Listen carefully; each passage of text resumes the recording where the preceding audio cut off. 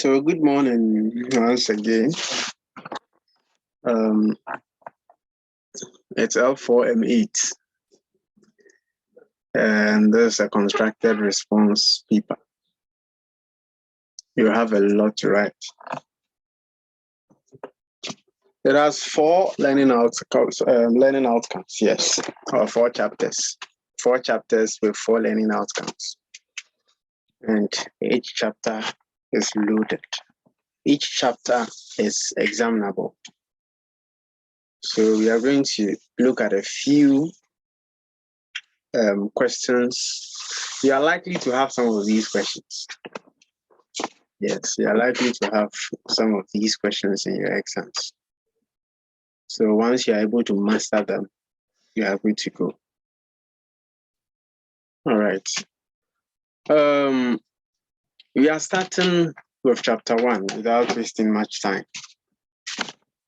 And the first question is, explain why it is important to define needs early in the procurement stage. Explain why it is important to define needs early in the procurement stage. So, how do you approach this question? We should note that defining needs is one of the stages of the procurement cycle, which is the first. In this current or contemporary procurement cycle, the CIPS procurement cycle starts with, understanding the need and developing high-level specification. Understanding the need and developing high-level specification. So that is where we define the need. So basically, they are asking us why it is important to define needs. And defining needs is the same as specifications, specifying. So why is it important to specify, or develop specifications at the early stages in the procurement cycle? So it's all about the importance of specification development. And we know the purpose of specification development. One, it helps us communicate our needs to the supplier so that they can plan to meet it. It also helps us, compare what is being delivered against what is expected, so that we can choose to either accept or reject them. Okay, so we reject them when they don't match our specification, and we accept them when they match our specification. So that's one reason why, developing specification is also very important. And it's also important because it forces careful consideration of your need or our need.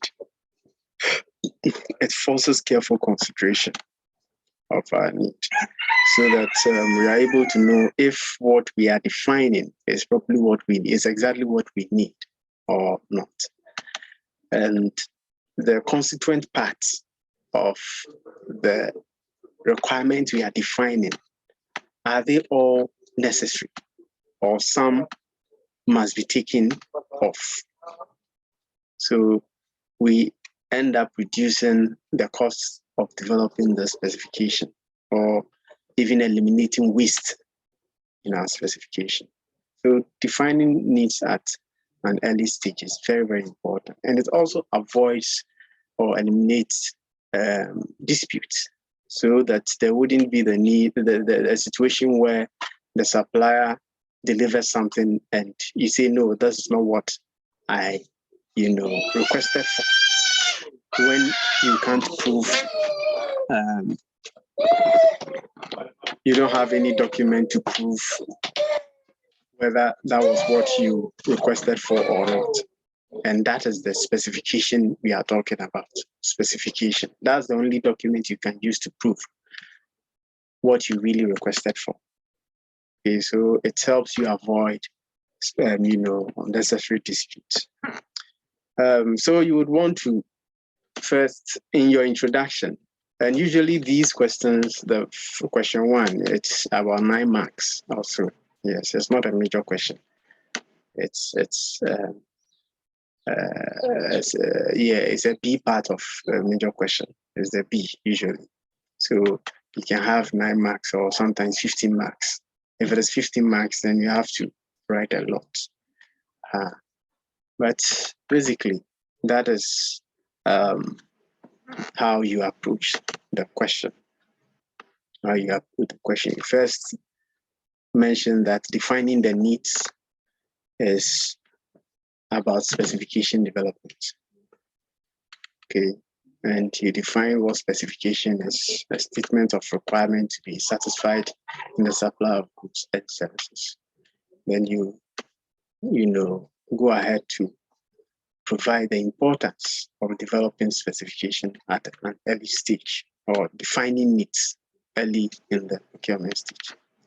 So that is it.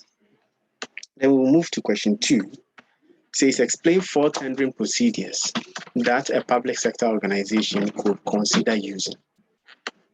So 4 tendering procedures. So 1, we can talk of open competitive tender. Oh, Chris. Yes. Sorry, let me cut. I'm listening seriously.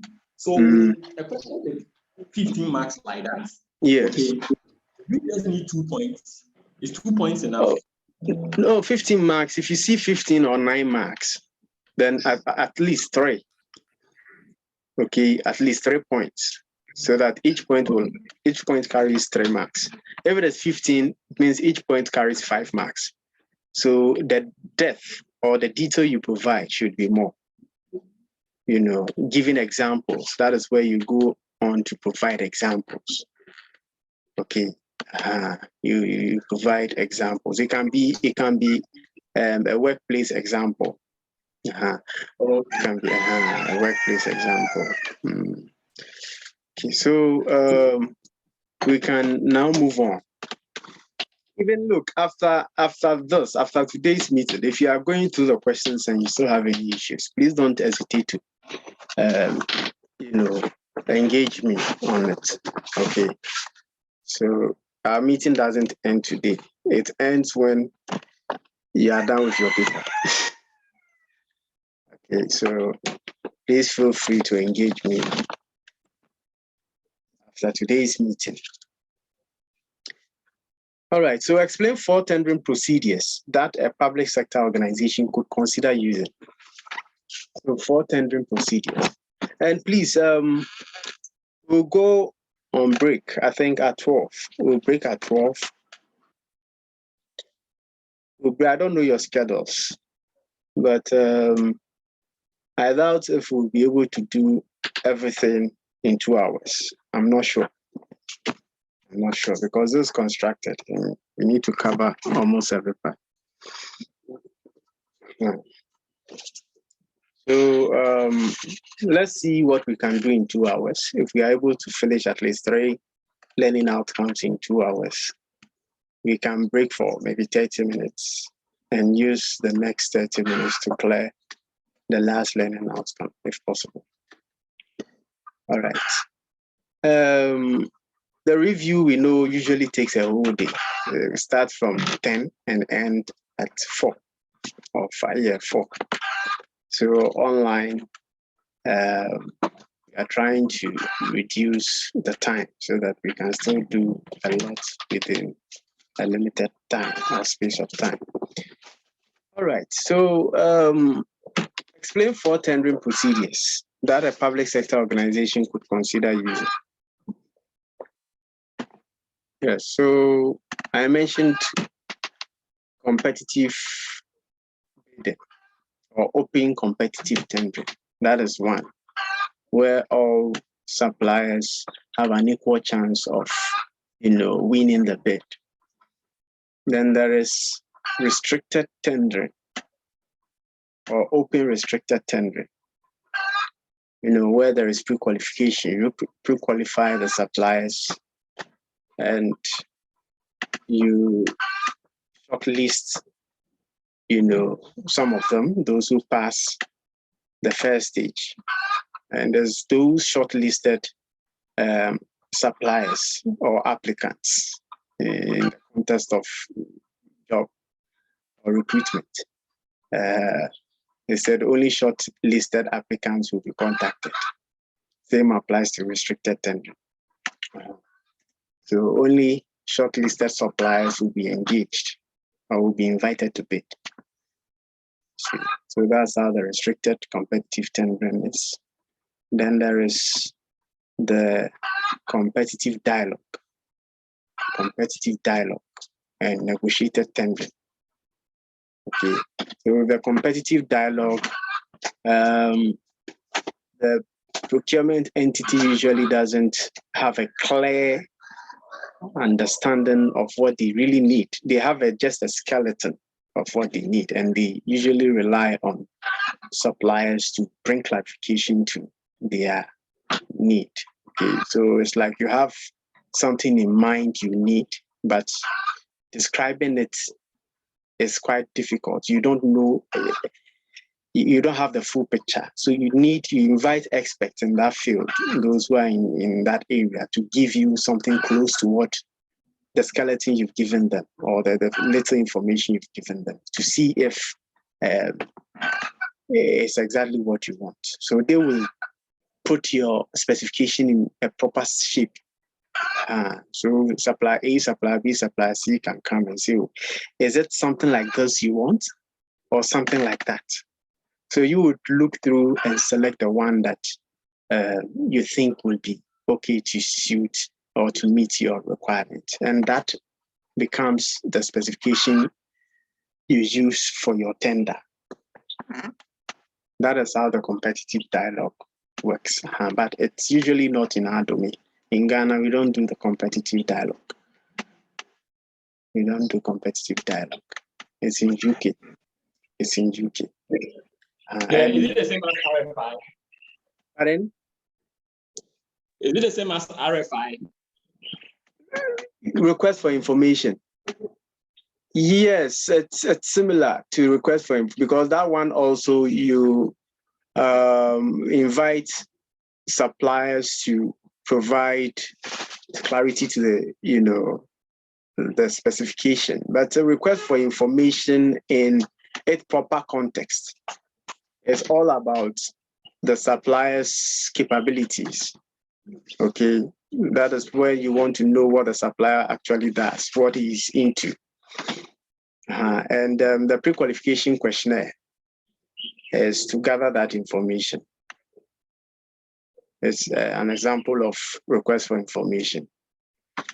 Okay, it's an example of request for information. Competitive dialogue, yes, competitive dialogue isn't the same as request for information, even though you are getting suppliers to provide some information about your specification to see if that is exactly what you need. It's information though, but in the narrow sense, not in the broader sense. Okay. All right. Then we can look at, I think I mentioned, competitive, open competitive tendering, restricted tendering, competitive dialogue, and negotiated tendering. The negotiated tendering is usually used in situations where you have just a few suppliers. And we use tendering for it, but it's not tendering in its proper definition. Just that you have a few suppliers, and instead of getting them to tender, you engage them one-on-one, and negotiate with them, so that at the end of the day, you choose the best among the rest. The best among the rest. So that is how the negotiated tender or tendering works. Okay, so explain 4 tendering procedures. You start by explaining what tendering is. What's tendering? You can give an example, but all these should be done taking cognizance of the mark. If the marks should drive the content, what you provide. If it is 9 marks or 8 marks, you make sure you don't write too much. But if it is 60 marks or 25, then you have to write a lot. The introduction, everything should be intact. So question 3, describe 5 sequential stages of a typical tendering process. 5 sequential stages of a typical tendering process. And I think I will share a document with you describing the 5 sequential stages right after that. So I won't touch on it. But do you recall at your end, you can give us a fair idea of how you do your tendering? Any of you, I think Joshua or Sebastian, you can each tell us if you have an idea how you conduct your tendering at your workplace. Okay, so for us, what we do is there's a strategy form that is supposed to be filled.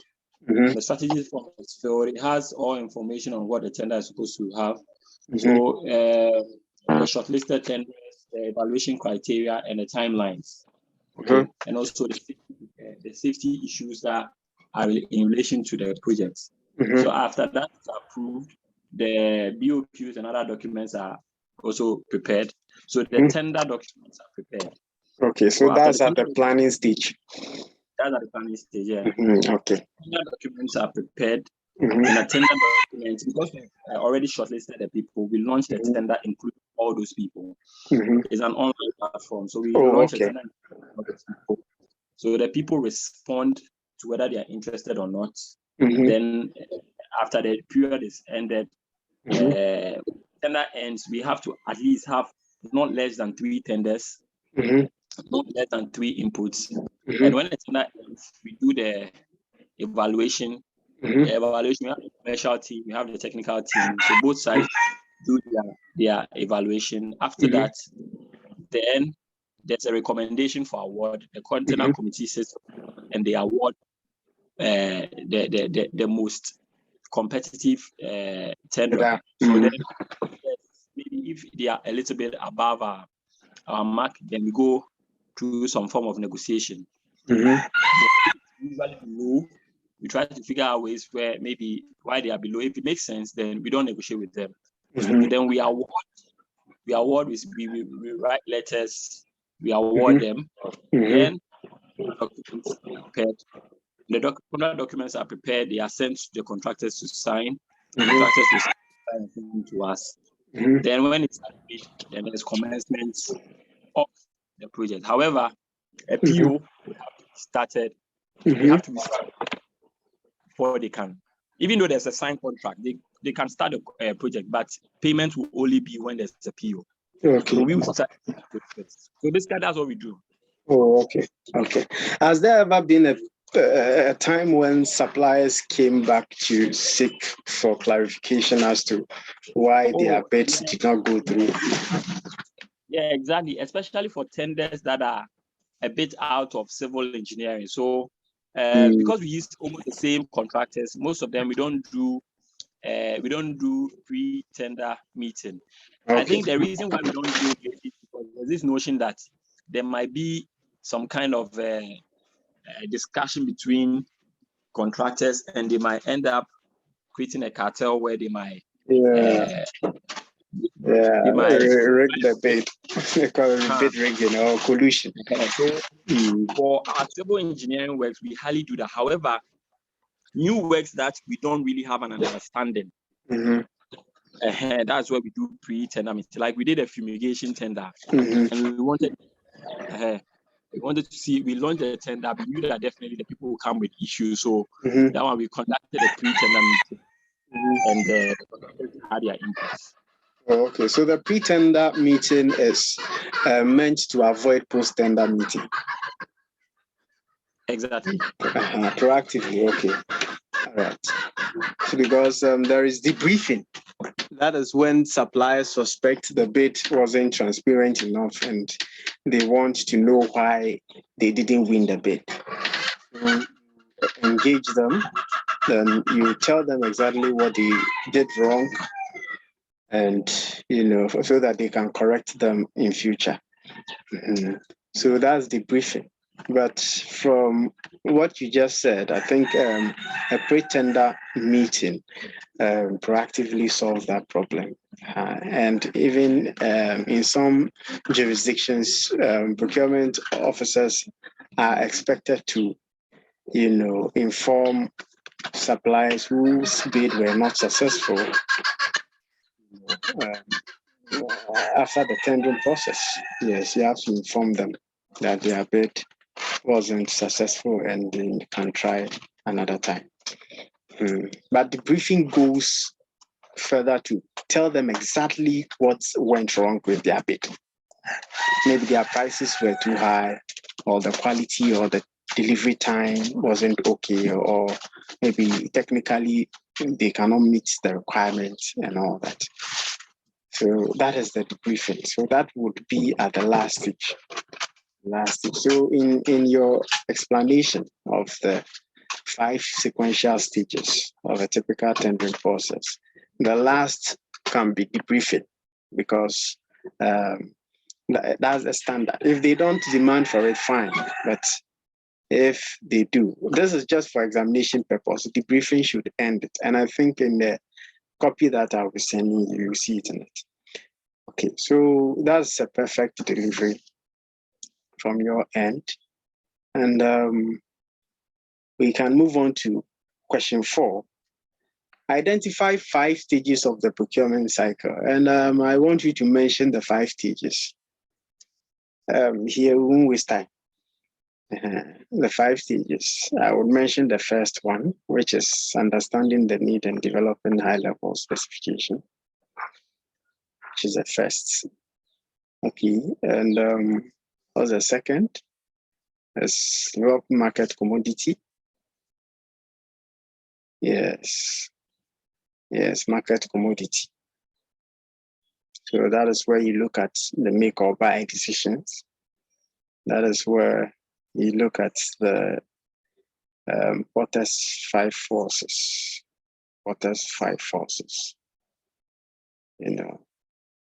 Then we can look at even they said 5 sequential stages. So pre-procurement market test is also there. And these stage 2, stage 3, and stage 4, you can put them together and make it market analysis. Instead of taking market commodity and pre-procurement market tests stage 2, you can just merge them and say market analysis. That's the second stage, market analysis, and explain these 3 stages under market analysis. So Porter's 5 forces will come in, make or buy decisions will come in, SWOT will come in, Steeple framework will come in. That is where you develop strategy and plan. You develop plan and strategy. That's the second stage. Yes, that's the third stage, rather, the third stage. And the 4th stage is pre-procurement market test. So these 3, second, third, and 4th, can be under market analysis. Then the next is supplier selection. You do you develop documentation. Then I think supplier selection comes in, and then you invite tender, and you evaluate the tender and award the contract. So sequential stages, and you are going to describe them. You are going to tell or explain what goes on at each stage. And this one is a bonus question. I see it as a bonus question because it's a straightforward question. Then we can look at question 5. And it's usually for 25 marks. Yes, the 5 sequential stages is for 25 marks. So you should get at least 3 pages. Yes, at least 3 pages. Leave notes to on 10. Yes, you have to write a lot. Okay, then And even under supply selection, you can write a lot the supply selection because it's a whole topic. And even understanding the need and developing a high level specification. You have specification there, the types of specification, examples of conformance specification, performance specification. You can give the purpose of specification development there. And, you can say a lot. So it's a bonus question. Question 5, assess the main factors that will influence an organization's decision to buy or to make or buy. So factors that will influence an organization's decision to make or buy. One is the availability of supplies. Now, the requirement or the business requirement, we want to know if there are supplies in the market that can fulfill the need or the requirement. If there are many suppliers in the market that can fulfill the need, we may want to outsource or buy from them. That's one. But if there aren't any supplier and we need to meet that requirement, then we better develop capabilities in-house to meet that requirement. And here, after given the main factors, we can draw the BANS outsource decision metrics, where we need to outsource, where we need to do strategic alliance, where we need to produce in-house, and the activities we need to avoid. So the BANS outsource decision metrics, the horizontal axis looks at the contribution to operational performance, and the vertical axis looks at the strategic importance of the activity or the requirement. Okay, so you can back it up with the diagram, and you're good to go. Okay, and we can also, so we've looked at just one point, availability of supplies. We can also look at the cost. Yes, if the cost of making it is lower than buying it, we'll make it. But if the cost of buying is lower than making it, we'll buy. So that should be your argument. That should be your how you deliver it. So if A, then B. If B, then A. So that should be how you go about it. Then the third will be if you can pay redundancy. Yes, redundancy payment would do that. Will make you either buy or make. So some organizations, because they cannot lay off workers or they cannot pay redundancy, if you decide to buy a service like human resource, you want to now engage these recruitment agencies. We are buying. Once you are not using people in-house or in-house competence, and you use an external supplier, buying. But before you choose to buy from the external supplier, you have to dissolve the internal suppliers. You have to let them go or dissolve that department. And you have to pay them redundancies. Redundancy, at least I think 3 months or so, 3 months salary. You can't just lay them off. If you don't have that money to pay them, you better keep them and pay them every month. You don't think of laying them off because you can't pay 3 months salary to each one of them. So you decide to make or keep them to provide the service than to buy from recruitment agencies or buy the services of recruitment agencies. So that is also another factor, another reason that you may choose to or decide to make or buy.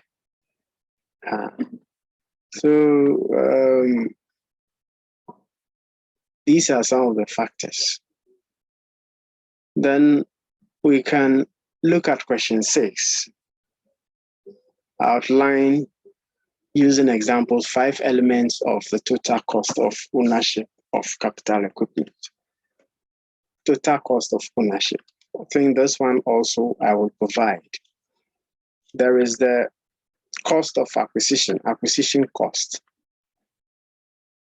There is the acquisition cost. There is even training cost as part of total cost of ownership. So here you just first explain total cost of ownership. What is total cost of ownership? So it's all about the cost you incur throughout the operational life of the asset you are buying, right from the cradle to the grave, all the costs you incur, maintenance cost, operational costs, disposal cost, acquisition cost, pre-acquisition cost.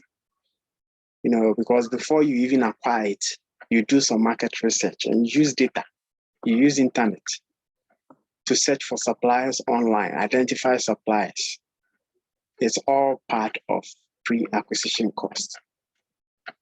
Then the acquisition cost includes the price you pay and the tariffs. If you are importing it from abroad, you have to, go to the supplier's country and test the machine and make sure it's working before it is shipped. You pay for duties and all that. They are all part of, acquisition costs, and even the cost of transporting them from the port to your premises. These are all part of the acquisition cost. And then operational maintenance cost, training costs. We can even talk of disposal costs, even insurance and quality.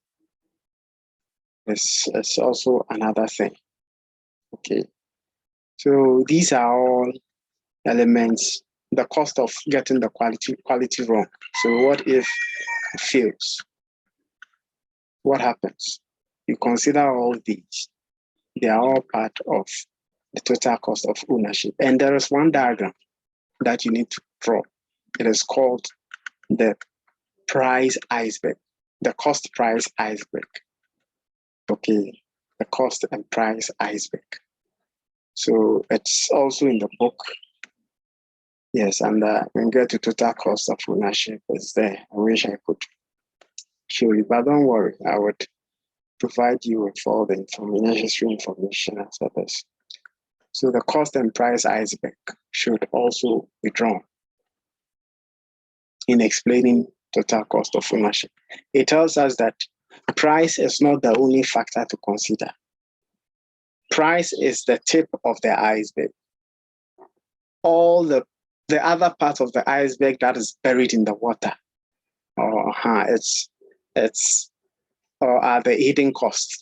They are the hidden costs that we usually lose sight of. So price, even though it's important, it shouldn't be the only, deciding factor. There are other factors that we need to also consider.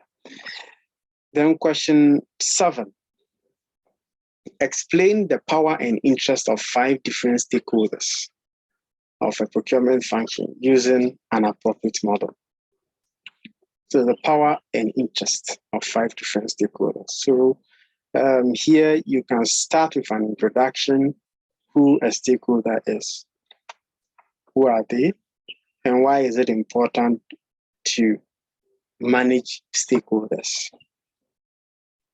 Why is it important? At least we manage stakeholders, or we need to identify stakeholders and manage them effectively to avoid unnecessary interruption and sabotage. Because there are some stakeholders who wield high power. If you don't engage them at the early stage of whatever you are doing, and you engage them later, they can, sabotage the whole thing. They can say no to whatever you are doing, especially our bosses, CEOs. If you don't engage them at an early stage and you start the whole thing and they later find out, they can say no. Once they say no, everything comes to a halt. So we need to engage them. We need to manage these different stakeholders so that this interruption or necessary resistance can be avoided. So at least one importance is very important in your introduction. Then you can go ahead to identify the 5 different stakeholders of the procurement function. And we can look at, some internal stakeholders. And procurement has so many stakeholders in an organization. Marketing is a stakeholder. Engineering is a stakeholder. Top management. You can talk of, even the CEO. You can talk of human resource, amongst other departments. They are all stakeholders. They are internal stakeholders. Then we can talk of external stakeholders or connected stakeholders. Let's look at the connected stakeholders. These are stakeholders who have contractual, relationship with the organization. And they include suppliers, they include customers. We can even talk of financiers, the banks. They are connected because they've given us loans and we need to pay back the loan. So they are interested in our business. They don't want to see our business die. So they are connected. Then we can look at external stakeholders. So you can give a lot of stakeholders. Just that when you are asked to give 5, we should make sure we give 5. If we give 6 more than 5, we'll be wasting time because we won't be rewarded for the extra 1 or 2 stakeholders added. Okay, and we can use a tool. Yes, I was talking about external stakeholders. The external stakeholders include government, professional bodies, pressure groups.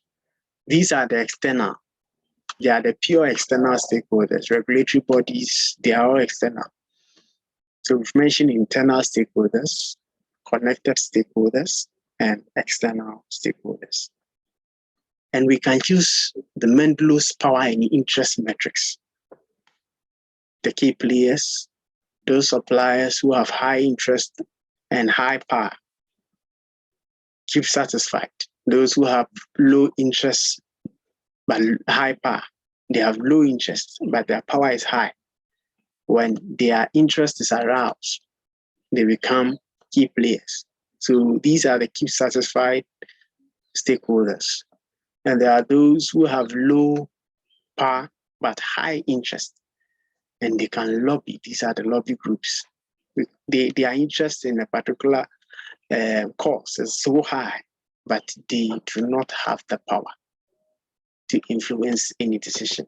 So they will lobby. And such people must be kept informed. Then we can look at those who do not have or who have low power and low interest, and they require minimum effort in terms of management. Minimum effort. So we can use the Mendelow's metrics to manage these stakeholders. So if you see appropriate model, using an appropriate model, it means you should know how to draw the Mendelow's metrics. The Mendelow's metrics, very important. Then explain 3 reasons for using a clear specification when defining needs as part of the sourcing process. So question 1, the purpose of specification development. I think I answered that. It's the same. That's the importance of specification development. If your specifications are clear, or if your specification is clear, then the supplier will be able to meet it. The supplier will be able to deliver exactly what you need. You can eliminate waste. You can, be satisfied at the end of the day because it was clear. You can avoid dispute, unnecessary disputes, because your specification is so clear. These are some of the reasons. So when you see 3 reasons, usually the marks will either be 9 or 15. If it is 15, then 5 marks for each. So you need to go deeper, at least 5 lines or 7 lines for each point. Okay, then question 9. Identify and justify 5 details that might be included in a customer's requisition form. Okay, so requisition form.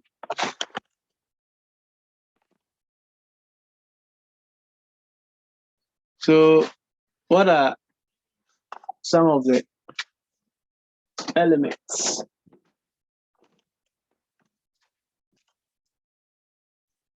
Five details.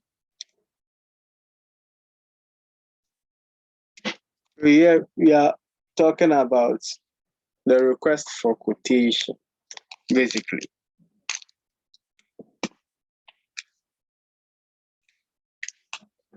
It's request for quotation and not so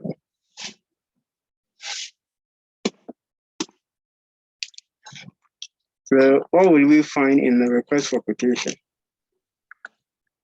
In a request for quotation, you will find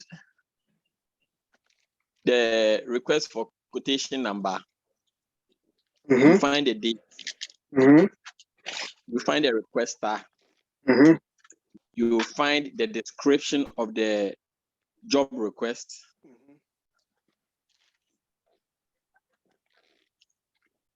And the deadline of the request, the deadline for the request for quotation. Okay.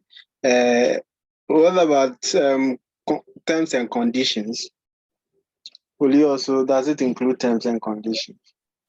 Yeah, it should include terms and conditions. But okay. I think for my place, once they know, they all have all the terms and conditions, we always send it without the terms and conditions. Oh, because they know there is a standard. Yeah, there's a standard one. There's a standard one. Okay. Yeah. Okay. So usually, but the terms and conditions apply, whether or not they are part. Exactly. So that's an implied, term. Okay. It's part. Okay. So here, you see, after identifying, we need to justify the inclusion. So you mentioned the specification. Specification is part because your need, you have to describe it in the quote. The request for quotation, your specification should be there. And we've already given some reasons for specification. Then the terms and conditions will be there. I don't know if even some of the terms could be payment terms. And even, so payment terms, 30 days after delivery or payment on delivery and all that. They are very important. And the validity of the quotation. So here, warranty. Warranty, yeah, if any. Yes, and these are all very important. So we need to give the reason for their inclusion, even the contact detail of the buyer. Okay, so how they can, and they know you already. So your suppliers know how to respond to your quote, maybe via email, or they usually use email. They already have it. That's why. Okay. So how they would get in touch, maybe your contact details, if any, so that if they need any clarification, they can call, among others. So you justify the inclusion of all these elements. Okay, so please let's take note. And the quantities that must be delivered, or the quantities you want. If it is 80 boxes or 90 boxes and all that, they are all there. And they all have a reason. They are there for a reason. So just justify it. And I think that wouldn't be a difficult thing to do. Question 10. Explain the differences between conformance specification and performance specification. This time, this question I won't answer. You will answer them, and then we'll move on. So you kindly tell me the difference. Yeah, Joshua. So, Joshua. Hello. Hello, Joshua. Are you with us? Sir. Okay. So this time, dear. Hello, Joshua. Hello, Yes, sir. Joshua. Can you assist us with the difference between conformance and performance specification? Okay. Any idea? The performance specification states what the product or service must do, Okay. or how it should perform. Okay. I believe the supplier do whatever you want to do. But conformance gives clear instruction to the supplier what the product is required to do. Okay. Okay. So I think the second and the first, they are quite similar.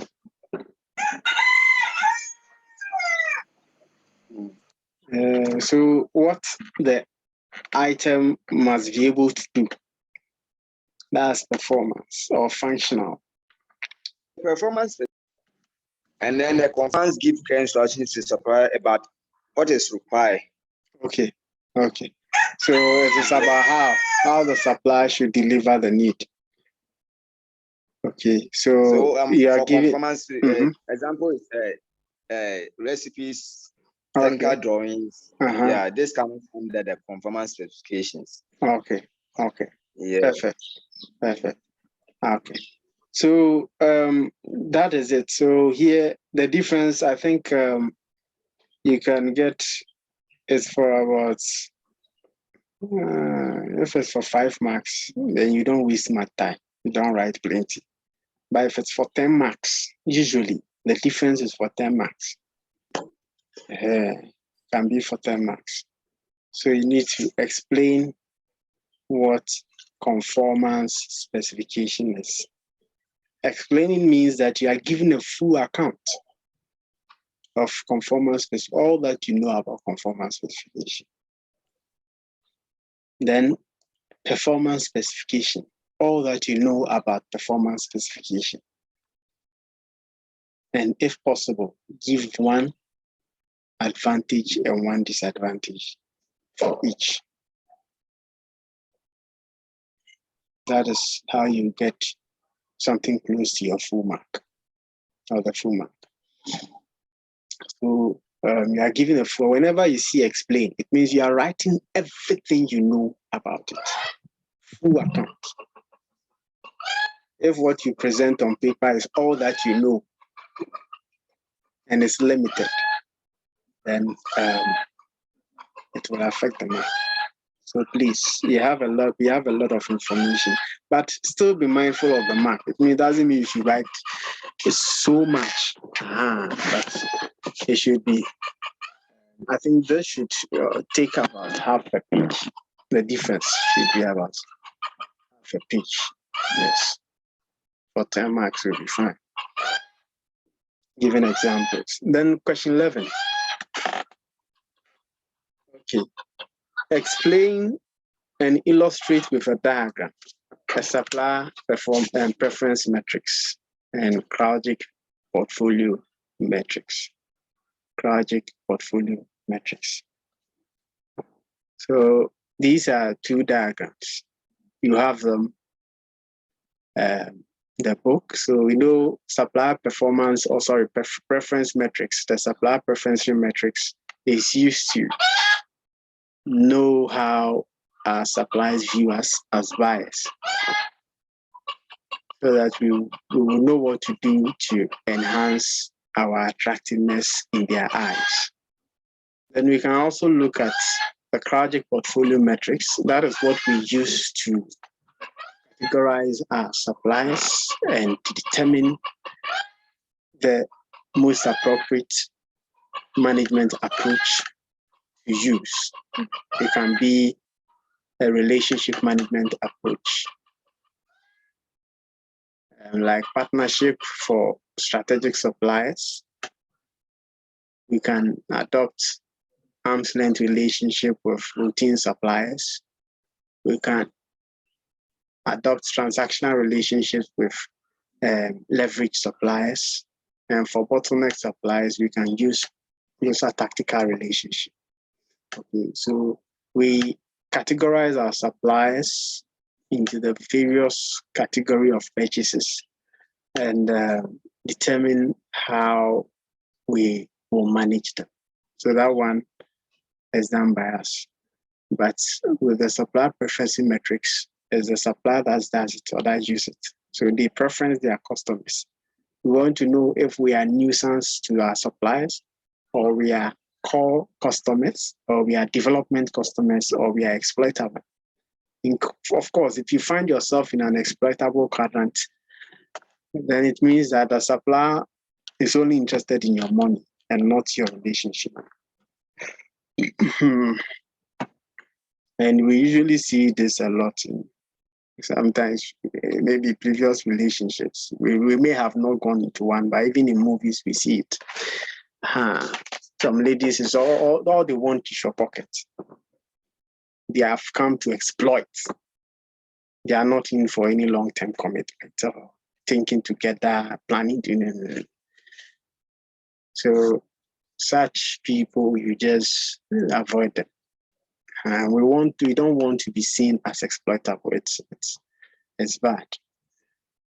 So here, when you take the supplier preference metrics, the level of attractiveness or attractiveness to the account and the value of the business must be explained. What does attractiveness in this context mean?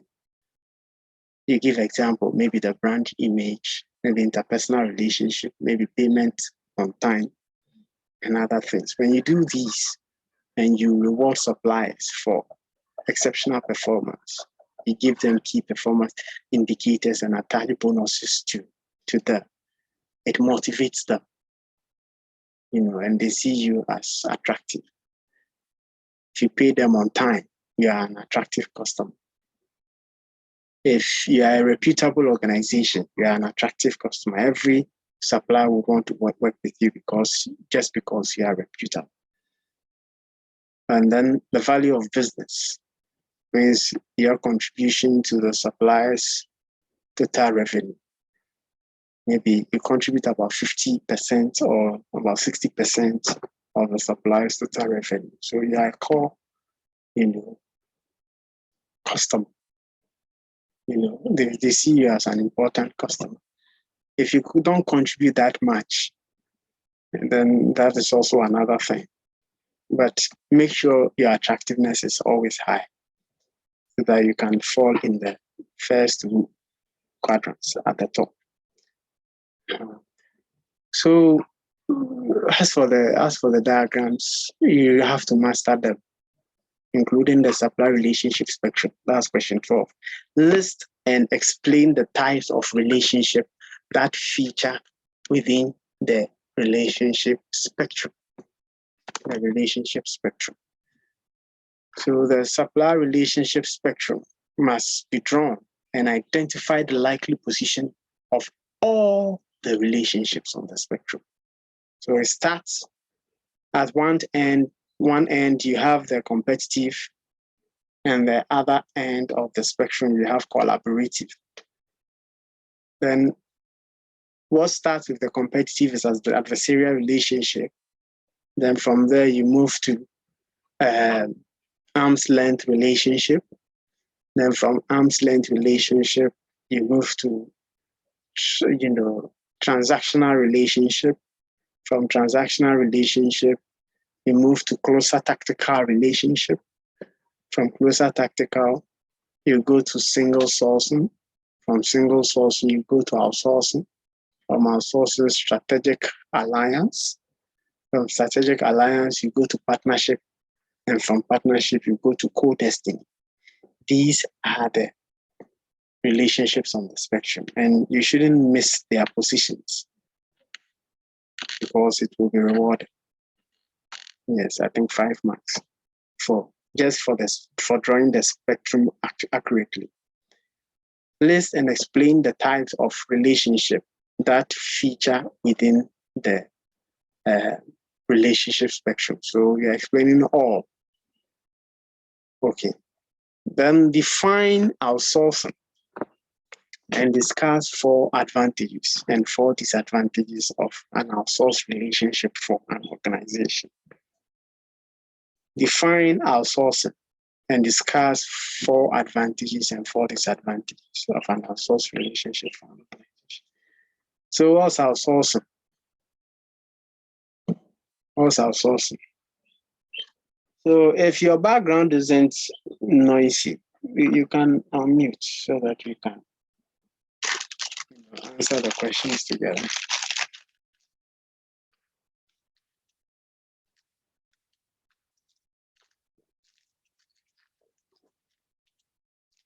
Hello. Hi. Okay. So we are talking about outsourcing. Outsourcing. So what's outsourcing? Yeah, I was thinking that Joshua would speak. That's why I was quiet. Okay. Joshua. I think Joshua. Anyway, let me tell. I think okay. Outsourcing is delegating a certain aspect of an activity to another or a different supplier to handle that part so that they bear all the risk involved. Okay. So that's purely outsourcing. Yes, and what you explained is perfect. Yes, that technically it can be seen as or explained as giving out your major non-core activities to external suppliers or suppliers who are better placed to handle them, just like you explained. So we usually outsource major non-core activities. And when we talk about non-core activities, these are activities that are not core to your operations. Kaizen, our non-core activities is printing. Printing is our non-core. When we print books, we bind them. It's our non-core. Cleaning our offices, non-core. So we can give it to someone to come and do it. Ours is to teach and ensure that everyone passes. That's our core. That one we can give out. Okay, so we give out our major non-core activities, and that can be cleaning. Okay. So you can, in your explanation, you give examples. Even in your organization, there are a lot of activities you may have outsourced. You can add that to it. But if you are given a case, or a preamble or a short case, then it means your answer should be within that context. Your answer should be within that context. Then any advantages? Okay, sir. Relation to save money. It also reduce overheads. Okay, so you see, yes, these are very important advantages. So it reduces your overhead costs, or you're able to save money. It also Okay, please come again. I didn't hear. Yeah, I think the network was quite bad. So I didn't hear what you're. I can hear you now. I said it also brings external knowledge to the organization. Yes, so let's put it this way. You're able to leverage on the expertise. Okay. Yes, of these external suppliers. Yeah, because they are what is your non-core activity is their core, so they can do it better than Yes. you.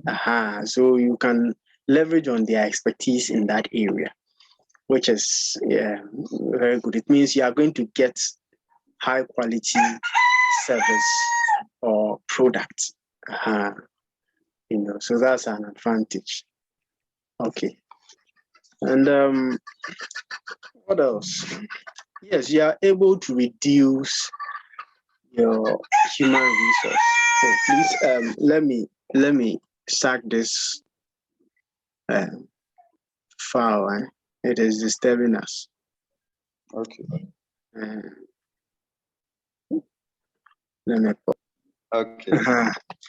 All right. So let's proceed. That chicken there, we have to use it for Christmas meat. Oh, sure. It's been disturbing us, but we'll use it. I know. We'll use it, but Thank you. I will catch it at dawn. Thank you. Okay, so one more point. Yeah. It also helps for like organization to focus on its core activities. Perfect. That's and you see in your explanation, just like the way you mentioned that it helps organization to focus on their core activity. When you say just that, you have to justify how that becomes an advantage. Okay. So when we focus on our core activities, that's an advantage. Is that how? Example like you give, let's use Kazan. Like when it comes to the cleaning and printing, you are so the main activity is teaching.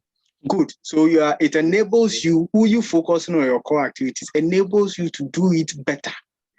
Yeah. Okay. And make you more competitive in your operating environment. Okay. Okay. And this can go a long way to enhance your profitability, or your market share. And that is more understandable when it comes to when you are explaining it in terms of advantages. Okay, so that is what you should do for all. So it helps you reduce the number of, they call it organizational downsizing. You're able to reduce the number of people you are working with. How does that become an advantage?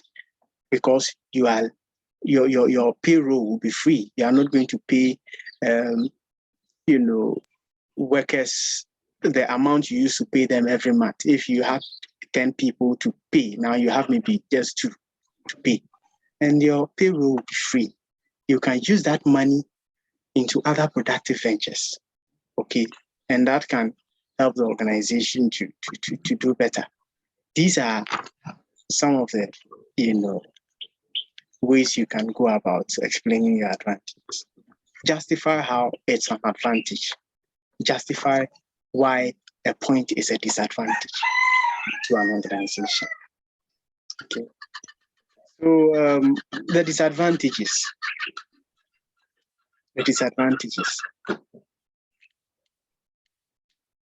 Okay. Yes, and you see, one disadvantage is that you can surrender control. Yes. The reason is you are giving it to an expert, right? Because you are not an expert in that area, that's not your core activity. Just like what we do, printing isn't our core activity, but we do print. But there are people whose business is printing. When you go, I think Newtown, you go to Newtown, there are a lot of printing shops there. That's what they do. That's their core activity. You just have to tell them how you want it to be done. They design everything. They'll do it quickly for you. That is their core activity. So they are able to do it faster. So you see, there is a level. Yeah, how do I even put it? Because they are experts, you cannot control them. You cannot tell them what to do because you trust they are experts. So there is an extent to which you can control them. Okay. And when you give a job to an expert and you are telling them how they should go about their work, they will have trouble with you. So you just have to keep quiet and watch them do what they do best. So some will only just tell you, Master, you just, it's our job. Leave us to do our job. You can't control them. So you may end up surrendering control to them. That is one disadvantage. But there is a way this can be cured, but it's not our duty to cure it in this disadvantage. We are looking at disadvantages, so you don't do that. If we are treating outsourcing as a topic, then we can look at that. So for now, that is an advantage, a disadvantage. And we can also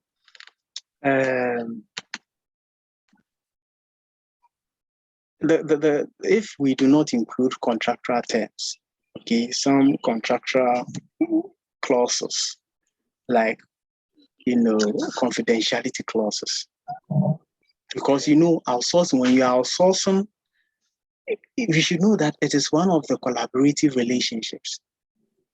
A supplier to whom an activity has been outsourced cannot be treated like a transactional supplier, because you share sensitive information with these people. You imagine outsourcing your IT, information technology, to a supplier.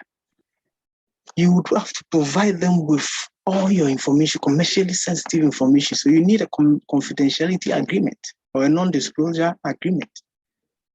If they don't sign a non-disclosure agreement, they can disclose this information to your competitors, and that can be disaster for you. Okay, that is a disadvantage. That is also a disadvantage. Okay, and we can think of other disadvantages. Yes, outsourcing can also fail. Yes, when suppliers become complacent with their performance, level of performance, it can fail. Okay, when they become so complacent with their performance, and you want them to improve and they are not improving, what do? You may end up terminating the contract and trying to bring them in-house or it back in-house to produce. And that whole thing, just imagine all that you've invested in the outsourcing contract going down the drain. It has failed because the supply is not improving on its performance. So we need continuous improvement. They become complacent. So complacency becomes a disadvantage, and that can push you to terminate the relationship or the outsourced relationship and bring it in-house. Now, another disadvantage is that all the assets that you sold off after outsourcing, let's say outsourcing human resource department, or cleaning department. Now, the office for human resource management, you had some computers there, some desks, some swivel chairs and all that. All those were taken out or sold or auctioned. Now that you want to bring the activity back to your organization because it has failed, you'd need to get all these furniture back, including the people, those who used to occupy that office. You may try to get them back on board. And even if you want to get them back, some of them may have, improved or furthered their education. And when they are coming back, they would demand a higher salary than you used to pay them before they come. These are all disadvantageous. They can be disadvantageous, and you may not even get them. So these are some of the disadvantages of outsourcing. Okay, then we can look at question 14. Question 14. All right, so relationship. I think, let me mute Sebastian for now. When he's ready, yeah, I think the background is for your own good. Okay, so we can look at question 14. Explain 5 factors that might impact on the nature of the relationship between a purchaser and a supplier.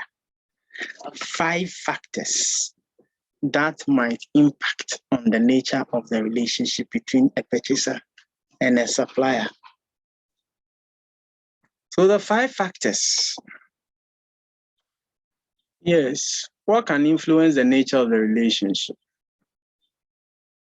One could be the competence of the supplier. If the supplier is among the few competent suppliers, you may want to have a very good relationship with that supplier, a collaborative relationship or partnership relationship with the supplier. Yes. But if the supplier supplies or provides services or products that are not unique, that are standardized, and there are many suppliers of those items, you may choose to have either arm's length or transactional relationship with such a supplier. So you don't waste time at all. The nature of the market or the market condition can also influence the relationship. Yes, if it is a perfect competitive market, in a perfect competitive market, there are many buyers and many suppliers. So in this market, you may want to develop a transactional relationship because there's many suppliers. But in an oligopoly market, a market where there are few suppliers relative to buyers, you may want to develop a closer relationship with those suppliers.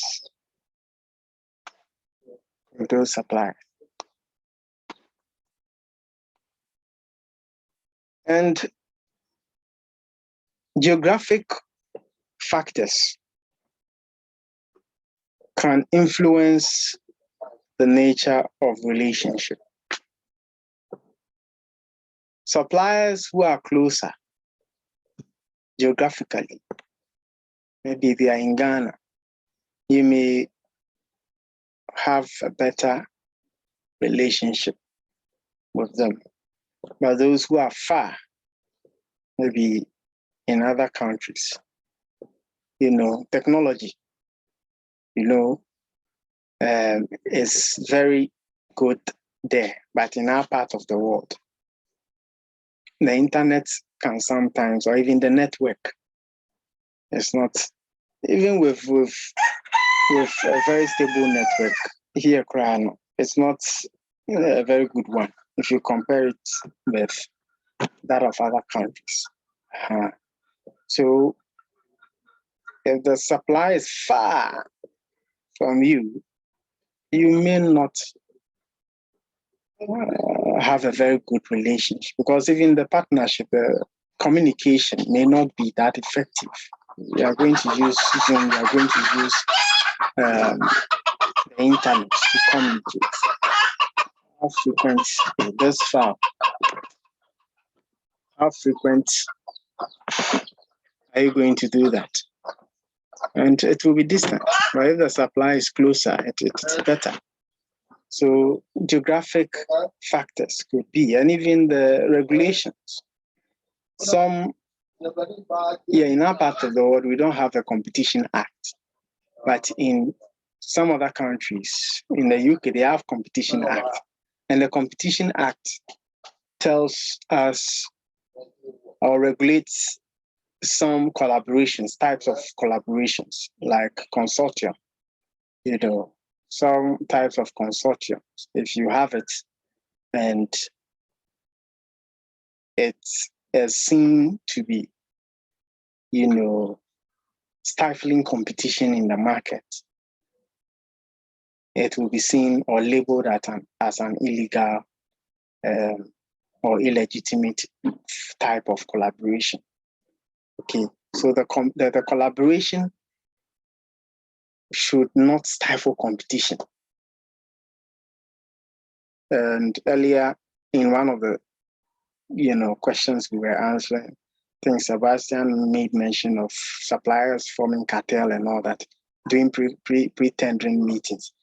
Is to avoid suppliers colluding. Their collusion is a form of collaboration. They are collaborating at that level. But when they do that, it will stifle competition. And the buying organization would not be able to secure the full benefit or the desired benefit from the competitive tendering process, because suppliers have colluded and they've chosen a supplier for you already. So all that you do afterwards, it's bogus. They are all going to have a share in the contract, you see. So some forms of collaborations are frowned upon. So the system or the Competition Act would prefer a competitive environment than a collaborative environment that stifles competition. So that can also influence the nature of relationship between the purchaser and the supplier. Okay, so these are some of the factors. Okay, then we can look at question 15. Explain 5 key performance indicators that can be applied to measure a supplier's performance. 5 key performance indicators. You have to explain what KPIs are. What's a key performance indicator? So someone may say it's just, these are performance parameters that measure the performance of suppliers.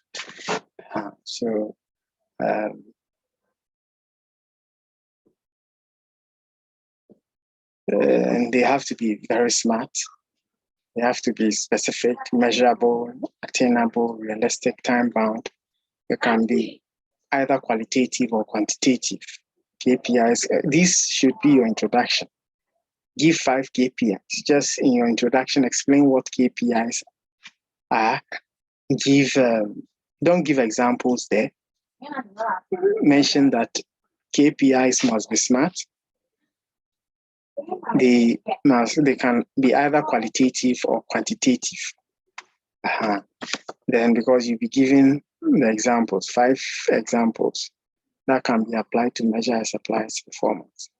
Then you can move on to talk about quality being a success factor. Quality is a success factor. The KPIs can be number of rejects, compliance to standards, amongst others. These are the KPIs. Then you can come to, there may be customer complaints. Yes, customer complaints also measures quality. Then we can talk about delivery performance. Then we can talk about maybe financial performance. Then, it could be innovation. Okay, these are all success factors with their respective key performance indicators. You can get a lot in the book, a lot. And there's also a bonus question for me. You can, at the end of the day, even in your introduction, you can give one advantage and one disadvantage. One advantage is that it helps the supplier to achieve performance targets. Yes. And the disadvantage is that it can lead to suboptimal performance. Sometimes it's even difficult to define KPIs. It can be a disadvantage. So one disadvantage, one advantage in the introduction won't be bad. Then we can move on to the next question. Explain 4 elements that might be included in a service level agreement between a purchaser and a service provider. This is also a sub question. 4 elements. First, explain service level agreement. What's a service level agreement? We know service level agreement is a specification for services. It tells the supplier how the buyer wants the service to be delivered, or what in the eyes of the what in the eyes of the customer is a good service, by defining the parameters of a good service, what they expect. That is a service level agreement. Then you give an example of a service level agreement. You can use catering service level agreement. It can be security, it can be warehouse. When you put it in context, the examiner cannot but to give you a mark. Okay, so in a catering or in a warehouse service contract, like I think MTN outsourced their warehouse to DHL. DHL, they run warehouses for a lot of people. Now here you are looking at the level at which the warehouse is automated. So automation,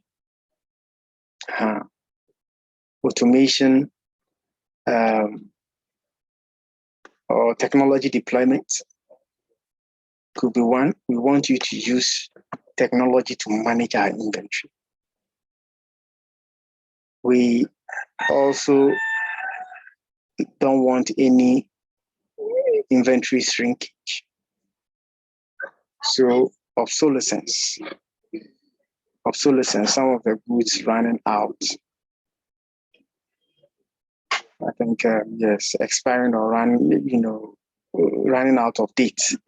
That's what I wanted to see, running out of dates.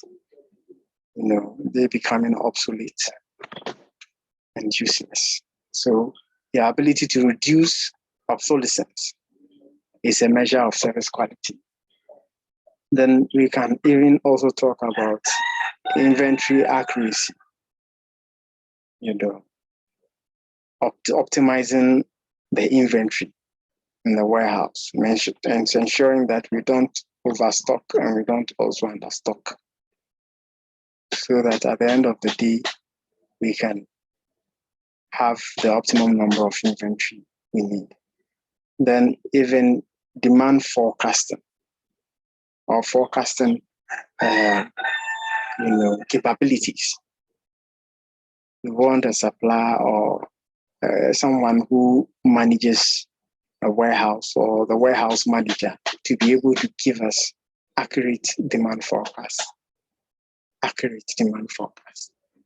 So if you're a warehouse operator and you are able to deliver all these to the customer, it's a measure of service quality. We can use cleaning as an example. Cleaning service level agreement may include the number of times a venue should be cleaned. Maybe every morning we have 8 offices. All the offices should be cleaned between 8 and 8:30, or 8 and 9. All the offices, or 7. Yes, let's say 7 and 8.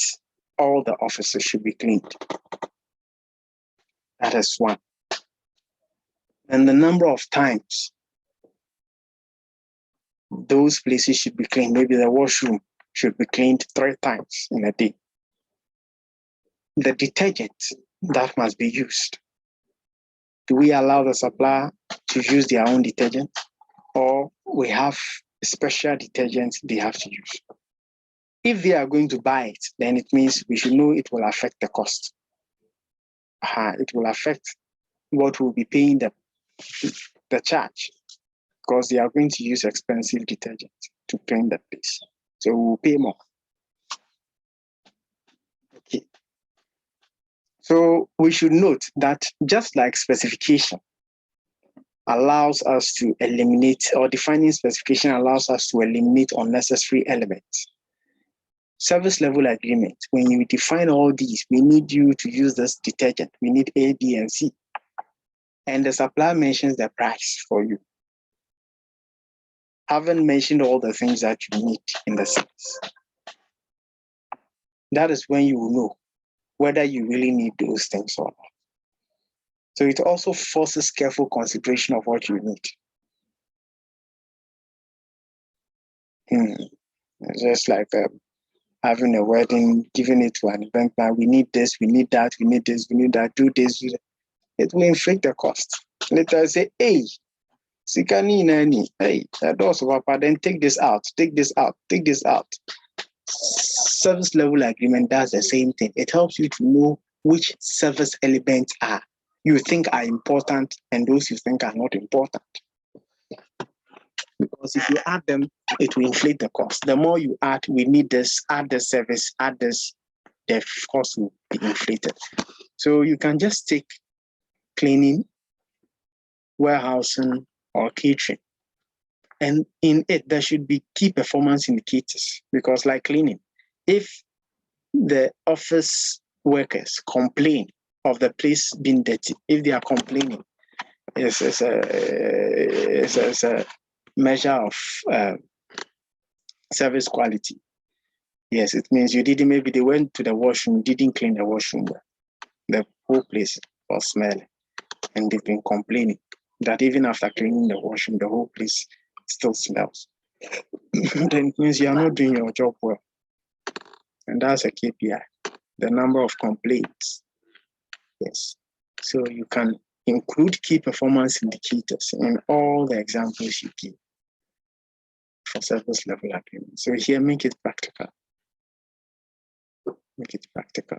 So KPIs, the detergent to be used, the number of time the place should be cleaned, and the number of maybe workers that will be working at the place. If it is one person, then maybe the person will, the whole place, the place is so big, so one person may get tired. So we need about 4 people to manage it or to do it. And this is just 4. It can be very detailed. Okay. Then question 17, propose 3 tools of analysis that could be used to assess the supply market prior to a sourcing exercise. These are all the tools we mentioned from stage 2 of the sourcing process or the procurement cycle to stage 4. So we mentioned the Porter's 5 forces. We mentioned SWOT analysis. We mentioned, steeple. Yes, steeple.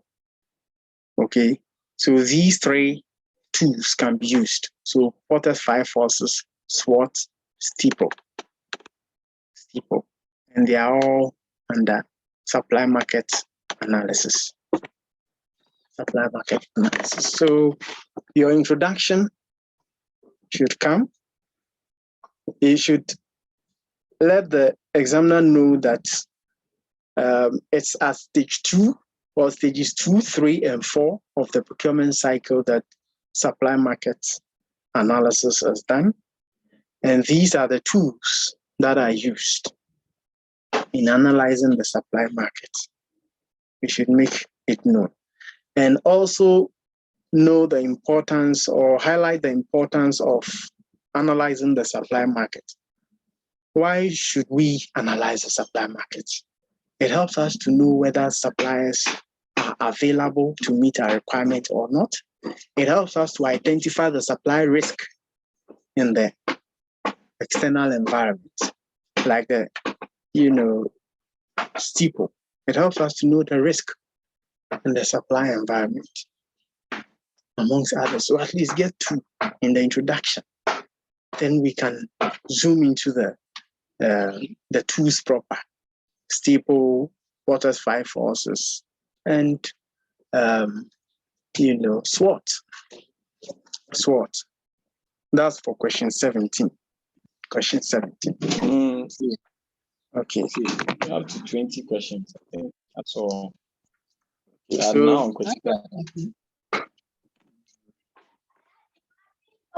sorry, Chris, sorry, I think I mistakenly pressed this thing. Okay. Sorry. Okay. So you can mute now. Okay. All right. Question 18. Outline the impact of 4 different market structures on an organization.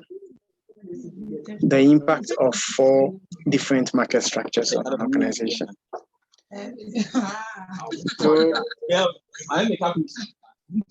So outline the impact of 4 different market structures on an organization. This is a sub question. It will always be a sub question. And if it is a major question, then maybe 20 marks. Then another sub question, 5 marks. What are market structures? In your introduction, you have to explain what a market is and what the structures are in the market. And when we talk about the structures, we are looking at the perfect competitive market. We are looking at the monopolistic competitive market or competition market, then oligopoly market and monopoly market. These are the 4 different market structures. There are many, monopoly, duopoly, and all that. These are the 4 major different, 4 major market structures. Perfect competitive market. You have to explain what a perfect competitive market is. And here, the implication for the buying organization is that it helps you to get competitive prices. That's the impact on your organization. If you are buying from a perfect competitive market, it's a very competitive market, and all the items sold in the market are standardized items. So you can get, competitive prices.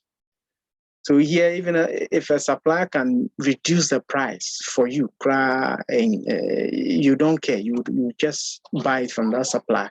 Even if reducing the price would kill that supplier's business, you don't care because you still have many options. So all suppliers are selling it for 5 cedis, but I will only buy from you if you can reduce it to 4 cedis. And if you reduce it to 4 cedis, I will pay. But I don't care if it's going to affect your business. Because if your business collapses today, I have more options. So that is why it's called the supplier's market. The supplier's market. And a typical environment or situation is what I encountered yesterday at Circle in the evening at around 7 to 8. All the cars loading from Circle to Kaswa and Circle to Odoko, they were now loading in shorts. So what I mean in shorts is that they, instead of loading from from Circle to Odoko, they will load from Circle to Kanishi only. And when they get to Kanishi, they would load from Kanishi to Odoko. So if you are going to Odoko, you will have to first pay 2 cedis 30 pesos to Kanishi. And that same car will load from there to Odoko, which is 2 cedis 60 pesos you will have to pay. On a normal day, you would have paid, let's say, 3 cedis 20 pesos from Circle to Odoko. But they won't do that because there are a lot of people by the roadside. That's their market. They won't. You see, so they don't care how you are affected. They don't care whether they don't care whether you are tired from the workplace or they don't care. All they care about is their money. Okay, so that is a perfect competitive market for us. Then we can look at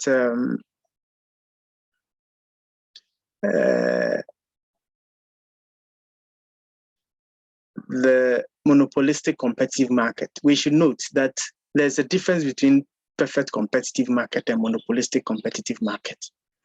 Whereas in a perfect competitive market, there are many suppliers and many buyers.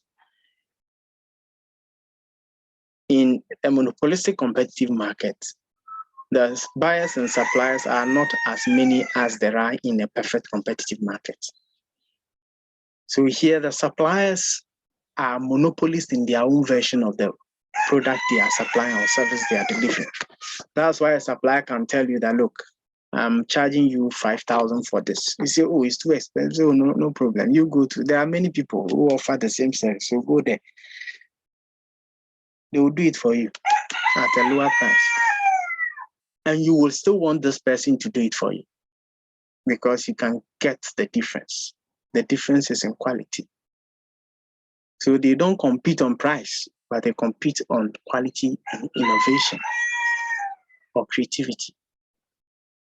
Okay, so that's why we have so many phones, but people prefer iPhone or Huawei or Samsung.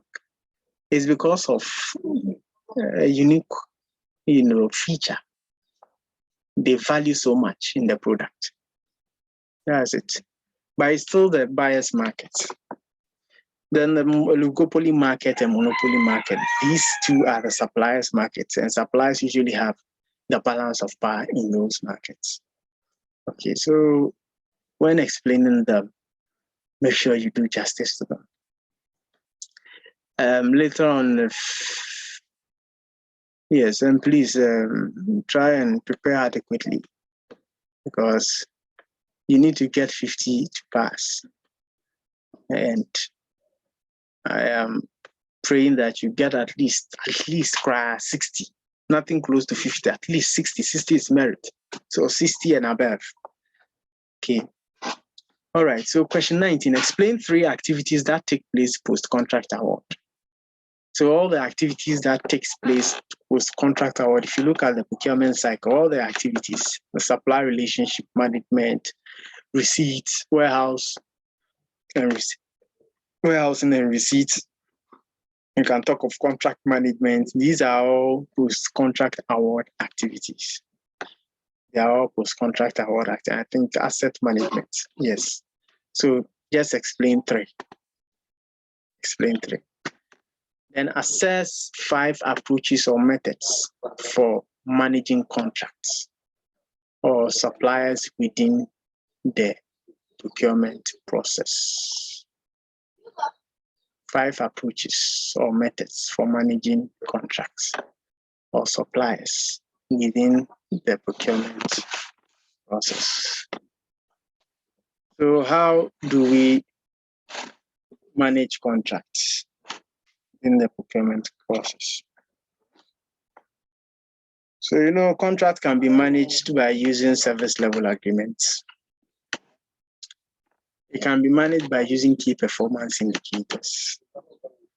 We can even manage contracts by using, call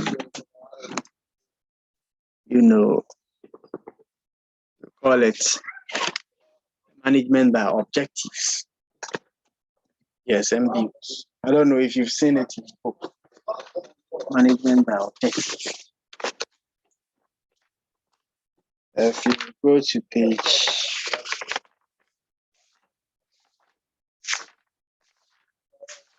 'm.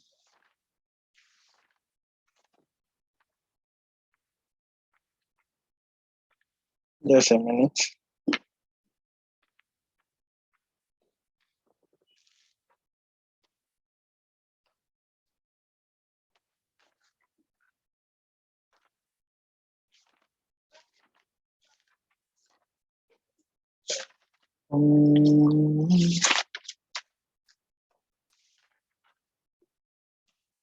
Yes, if you go to page 120, you see it there. Page 120, methods of managing contracts or suppliers.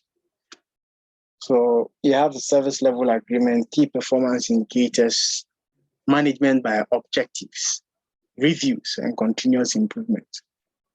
These are the approaches or methods for managing contracts or suppliers within the procurement process.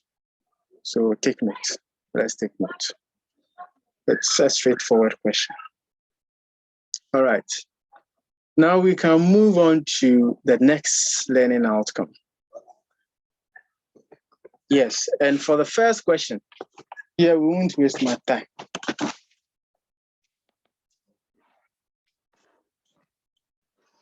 For the first question, explain 5 essential elements of a legally binding agreement. I will share a document with you where this question has been properly answered. Yes, so I won't explain that. It's the elements we know: offer, acceptance, capacity, intention to create legal relationship, and all that. The one I will be giving you has cases in them. So when you are explaining them, you cite those cases. Then describe 5 contractual clauses that can be inserted into a contract. 5 contractual clauses. And here we know the contractual clauses. It could be subcontracting clause. It could be payment clause. It could be,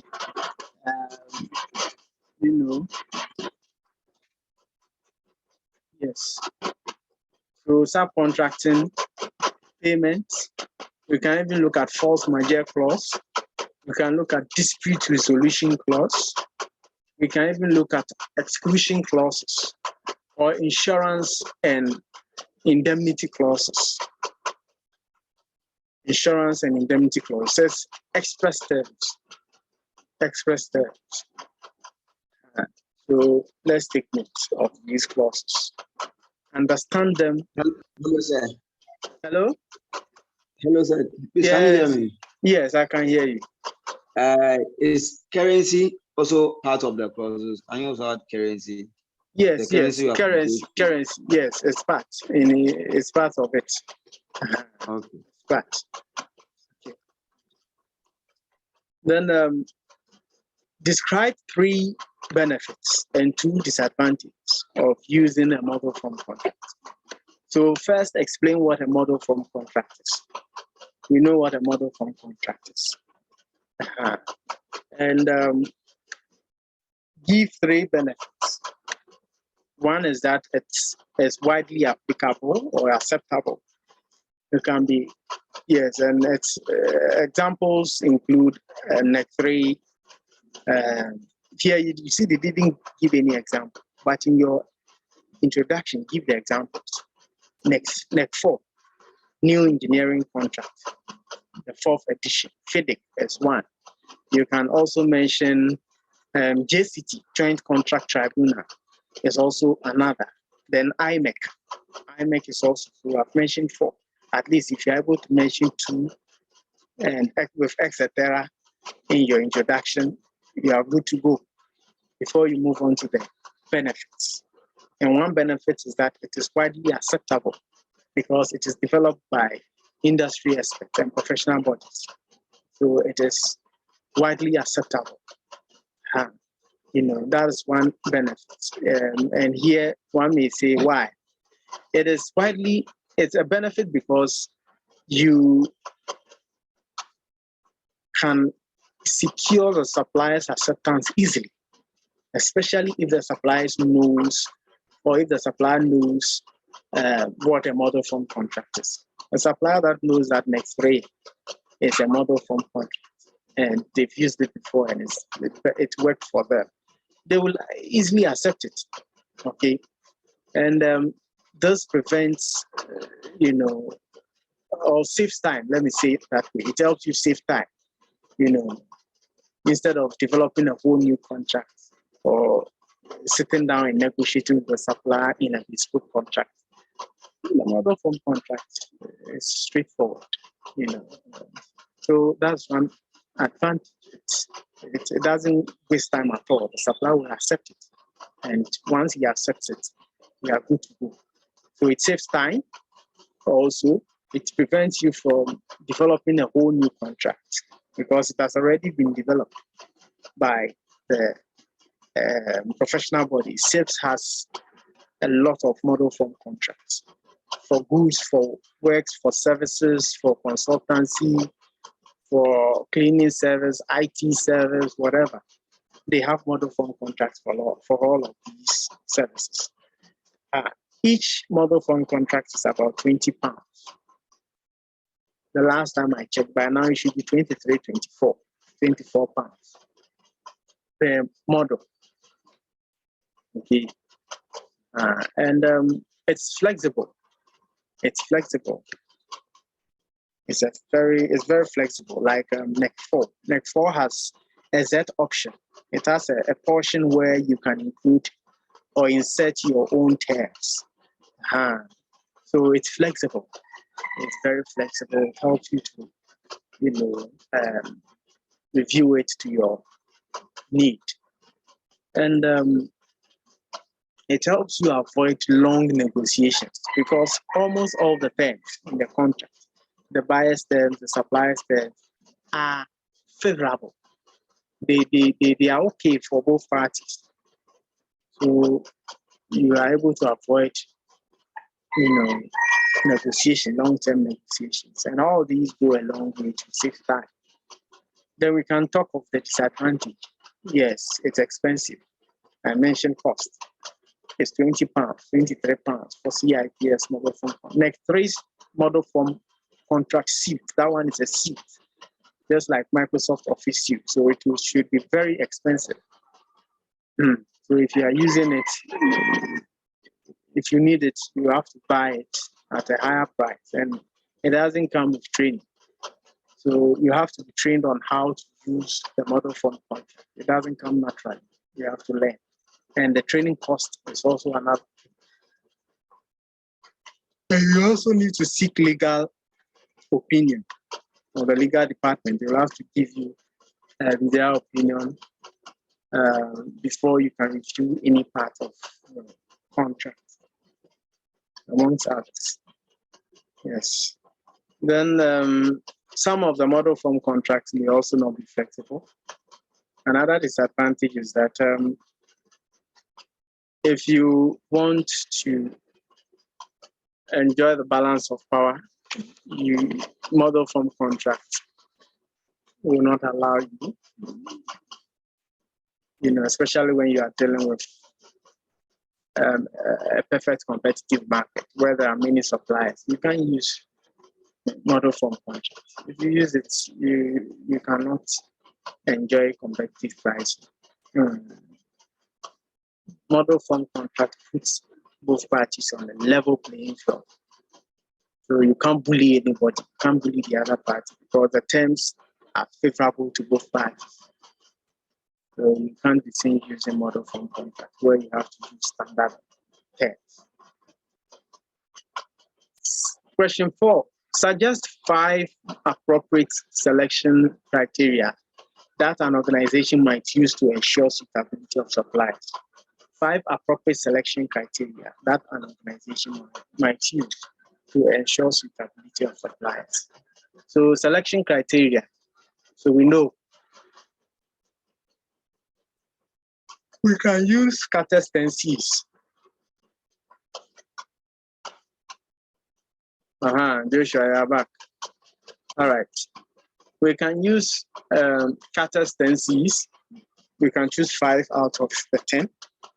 We can also look at the financial capability of the supplier.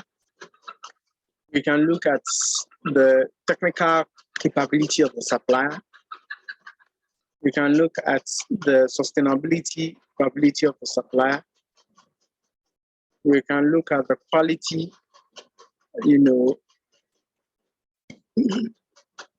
or systems capability of the supplier. Systems capability and the production capacity of the supplier. So suppliers' production capacity. So let me say suppliers' production capacity. technical capability.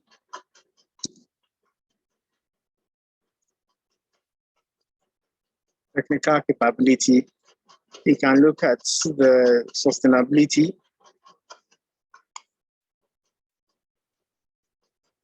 of the supplier, financial capability,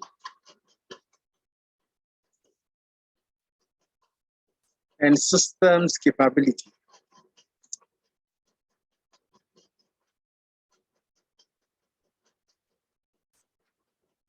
Of the supplier. Yes.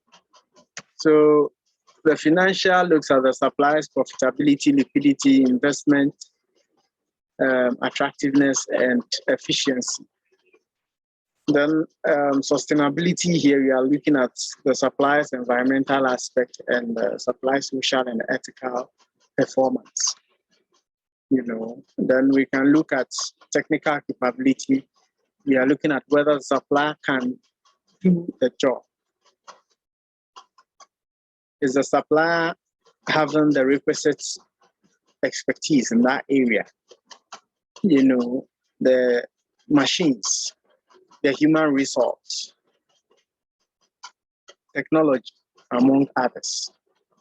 Can the supplier deliver exactly what he claims he can deliver? Then production capacity also looks at the supplier's machines that it has, whether they are the state-of-the-art machines and they can produce more, whether the supplier can meet. Oh, I'm getting the feedback that my internet is unstable. It's unstable. But can you hear me? Hello, Sebastian and Joshua. Please, can you hear me? Yes, I can hear you. Okay. All right. Then hello. Yes. Hello, Joshua. Yeah, could you hear me? The network. Hello, Joshua, can you hear me? All right. Okay. So let's proceed. So please, these 5. Production capacity looks at whether the supplier will be able to meet your current and future demand patterns. So if you need more inputs, will they be able to deliver? If you need less, will they be able to deliver? You may even want to know the supplier's expansion plans, whether they have any expansion plans to enable them fulfill future demands. Okay. So these are the criteria. Then we can look at 4 criteria that an organization might apply when awarding contract to suppliers. And when we talk about contract awards, and yes, contract awards, there are some criteria that can be applied. And I think quality will also be considered. Sometimes warranties. Warranties will be there. Delivery time, and even the price. Yes. Yeah, so you may have selected 10 suppliers, but these are the criteria you are going to use to select the best among them. They are also called commercial criteria. So in exams, if you don't see award criteria and you see commercial criteria, these are the criteria. Commercial criteria, quality, warranty. Maybe all the suppliers are giving you the right quality. They can all deliver at the right time, the right price, but only one of them is giving you 5-year warranty. So it becomes a differentiating factor.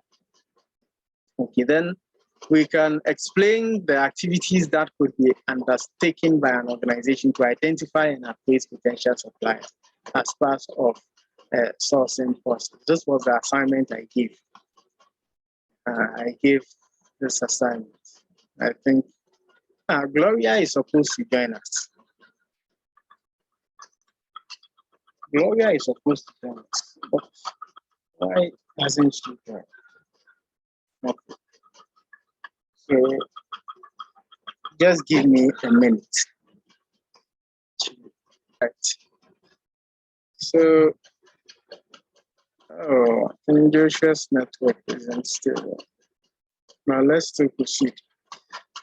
All right. So this was the question I gave as an assignment. I think Gloria did hers, and Joshua also did it. But Sebastian, I didn't hear from you. And I can associate that with your busy schedule. Yes, and you haven't also been fine. So, all right. So when we look at this question, it's a double barrel question. So first, identify and appraise. So identify, how do we identify suppliers? We identify suppliers by using or doing internet searches, through trade fairs or trade shows and exhibition. We even identify suppliers in our own database of, pre-qualified suppliers or approved suppliers through networking or recommendations by friends and sister organizations. We can identify suppliers. And when it comes to appraisal of these suppliers, what we use to appraise them is the selection criteria, the production capacity, the financial capability, the technical capability, the systems capability. When we talk about systems capability, we are talking about technology, their quality management system, their environmental management system, their IT, amongst other things. So you would want to look at all this at the appraisal phase. Okay, so it's a two-barrel, question or double-barrel question. Then we can look at question 7. Describe ways or 4 ways in which added value may be created for a buying organization through an effective sourcing process. An effective sourcing process. When we talk about sourcing, we are looking at the pre-contract award stages of the procurement cycle, right from understanding the need through to contract award. That's the sourcing process. So how do these stages add value to the procurement? Okay, so explain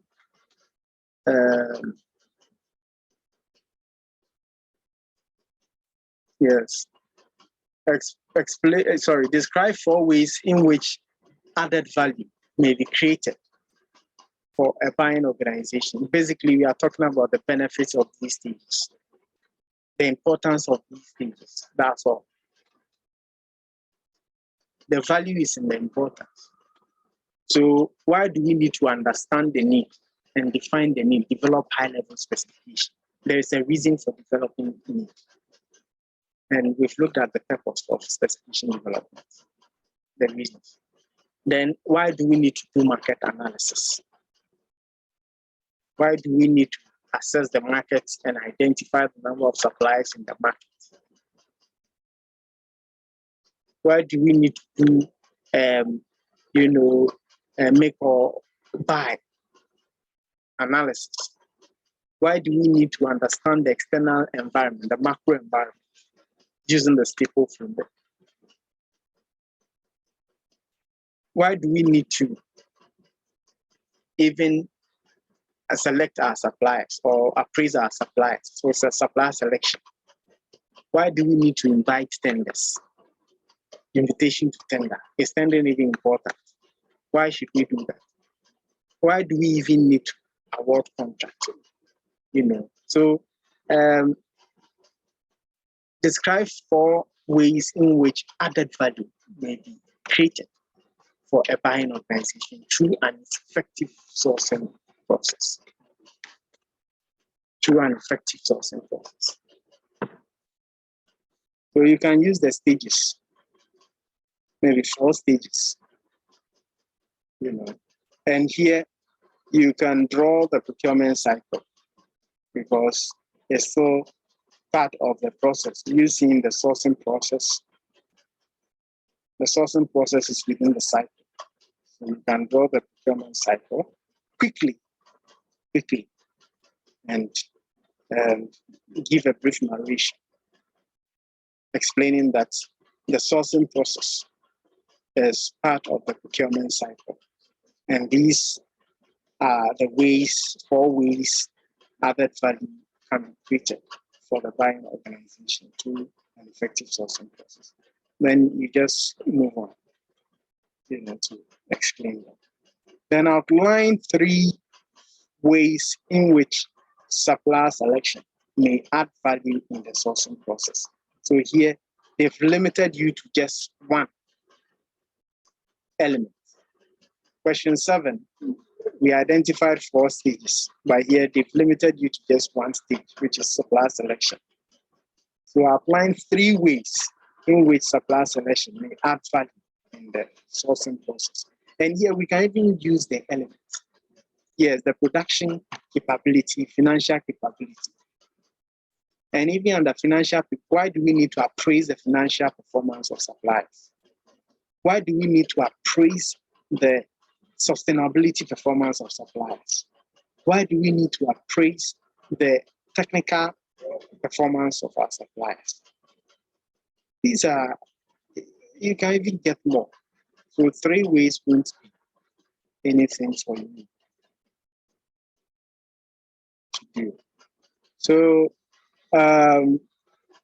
identify, so please, the 3 ways. Let's identify one each. You identify one, Joshua. Sebastian, you can also identify one, and I will identify the 3rd one. So any of you can start first. So identify 3 ways in which supplier selection may add value in the sourcing process.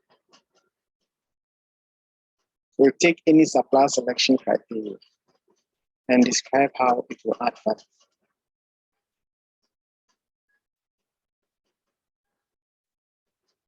So I'm waiting. Maybe Sebastian may want to talk first, or any of you can talk.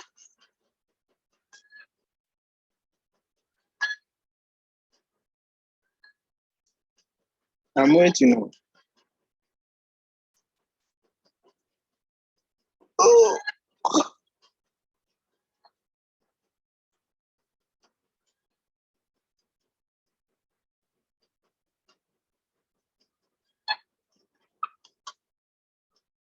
Okay.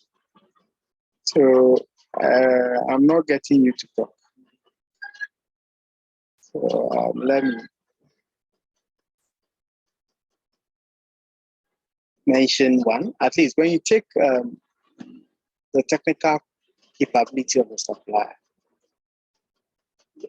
it looks at whether the supplier is actually involved in producing the stated requirement. Okay. If the supplier is involved or Okay, is sorry, competent. what happened is no. that the earphones went off. So okay. So you may want sorry, to give it a try. Yes. 3 ways in which supplier selection may add value in the sourcing process.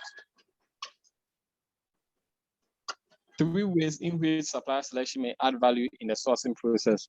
Yes. It will add value because it will define, or it will end up selecting the right contractor for the required project or required. Okay, let me read the question. 3 ways in which she may add value in the sourcing process. Yeah, it would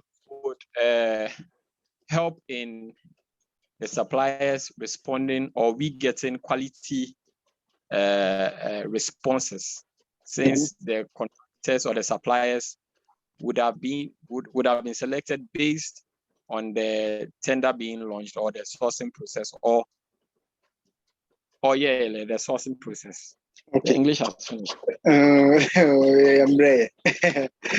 So the tendering, so you see, all that you are trying to say is that it helps us to select the right supplier. Basically, but that's an umbrella. If you use that, it captures all that you are going to see. So you can simply look at the criteria, the supplier selection criteria, the production capability, the technical capability, sustainability, financial capability, and take 3 of them and explain how these criteria or 3 criteria adds value to the supplier selection process or to the sourcing process. I don't know if you get me. So that it will be easier for you. It will be easier for you if you take, let's say, sustainability. Why should you be interested in the supplier's environmental performance and the way the supplier treats the people he works with and the environment or the community, the people in the community? Why should you be interested in the supplier joining ethical trade initiative or subscribing to ILO standards or having an environmental management system? You get it? Yes. These are, it makes it easier for you. These are other value-adding activities. If a supply is sustainable, one, that supply is reputable, and is a supplier that every organization would want to deal with because they do not pollute the environment. They pay living wages. And in the eyes of the global community, this is a supplier worth dealing with. And this supplier can reduce your risk. Okay, your reputational risk. Okay, because they would not be using children, which may affect your reputation. They would not be seen polluting the environment, which may affect your reputation. So by dealing with a supplier who is sustainable or incorporating sustainability into your supplier selection, you'll be able to reduce your reputational risk or maintain your reputation. That is one way supplier selection adds value to the sourcing process. Then we can look at financial capability also. If a supplier is financially capable, what it means is that there wouldn't be a situation where the supplier will tell you that they don't have cash and abandon the project halfway. Okay. If the supplier is financially capable, then the supplier will be able to deliver the contract right from the beginning to the end, or on time. And it's a supplier that will be able to also pay living wages and invest in research and development. So appraising the supplier's financial performance will drive innovation. Okay, it drives innovation because if a supplier is financially sound, they will invest in research and development, and it makes them innovative. And this adds value to the sourcing process. These are the suppliers we need. Then you can look at the technical competence or the production capability of the supplier. If a supplier can meet your current and future needs, it's a supplier worth dealing with.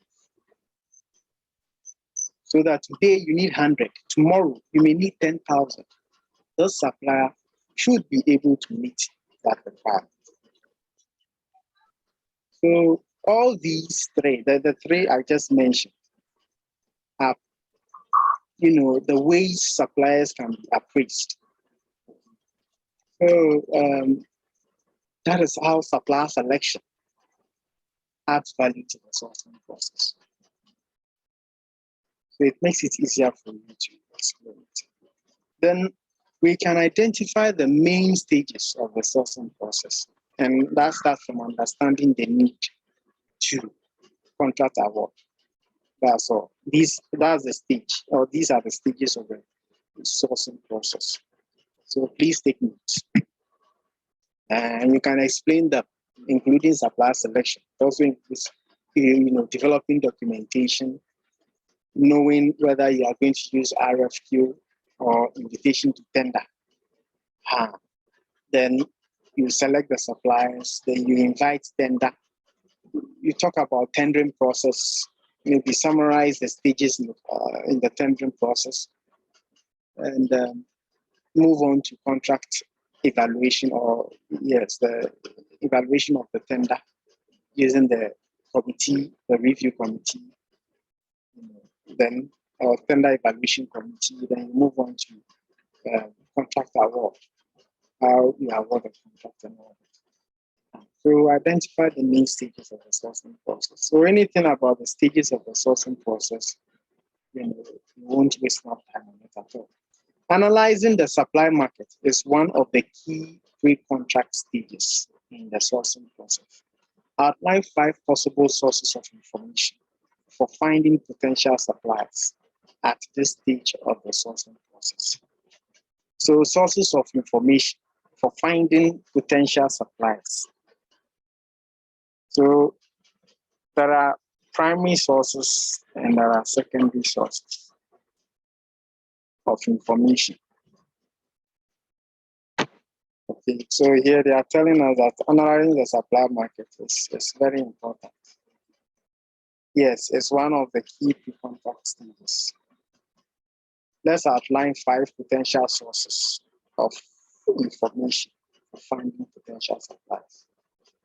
So primary sources of information may include your, trade fairs and exhibition. Yes, when we go there, we would find suppliers and we can get information about them. It can be a mix of secondary and primary sources of information. Internet search would also make suppliers available. Yes, and our own database of suppliers, approved suppliers. Yes, you can get some information from there. And then trade exhibitions. Yes, trade fairs and exhibitions. Yes, trade fairs and exhibitions. Yeah, so it's all about identifying suppliers.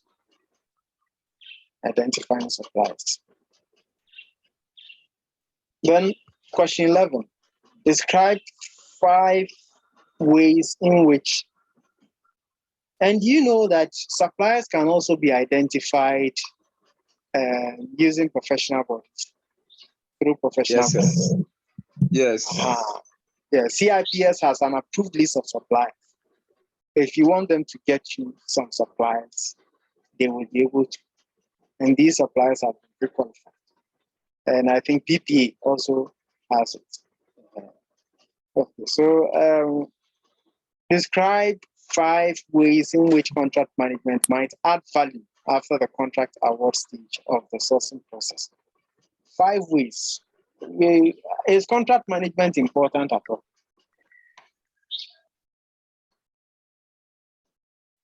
Now, when we talk about contract management, we should understand these elements. There is a risk assessment aspect of contract management. Once the contract is awarded to the supplier, the contract manager's, contract management responsibility is to ensure that the supplier delivers exactly what the contract stipulates. And they can do this by using technical data, okay, or the key performance indicators in the contract, or the service level agreement, or the management by objectives, or through reviews and continuous improvement mechanisms. We've already identified the contract management approaches and methods. But how does that add value? Okay, so in contract management, there is the risk assessment element. So while managing the contract, we are still monitoring the financial performance of the supplier. Now, let's not forget that once the supplier has been appraised, you can please mute your mics so that when you are listening to the audio, you won't have the feedback. Okay. All right. So, like I was saying, contract management. Once the contract is awarded, you don't just fold your arms and assume the supplier will do the right thing, because he already knows what you want, the contract, the details of the contract. Yes, the supplier's financial performance should still be appraised or should still be monitored. Okay, and this will tell you whether the supplier can deliver the contract or not. Because there are situations where in level 5, I think contractual risk, a supplier was rated risk assessment, risk management. A supplier was rated AA. He was very, financially sound. But once the contract was awarded to the supplier, a few months later, he went into liquidation and was unable to deliver the contract to his fullest, just because it wasn't financially sound. But it was rated AA, it was financially sound. And the reason is that most organizations, or most suppliers that are rated, or credit rating reports, most credit rating reports do not measure or look at the dependencies. Okay, they do not look at the customers the supplier rely on. They do not look at the customers the supplier rely on. The supplier may be financially sound, but the supplier relies on 2 major customers.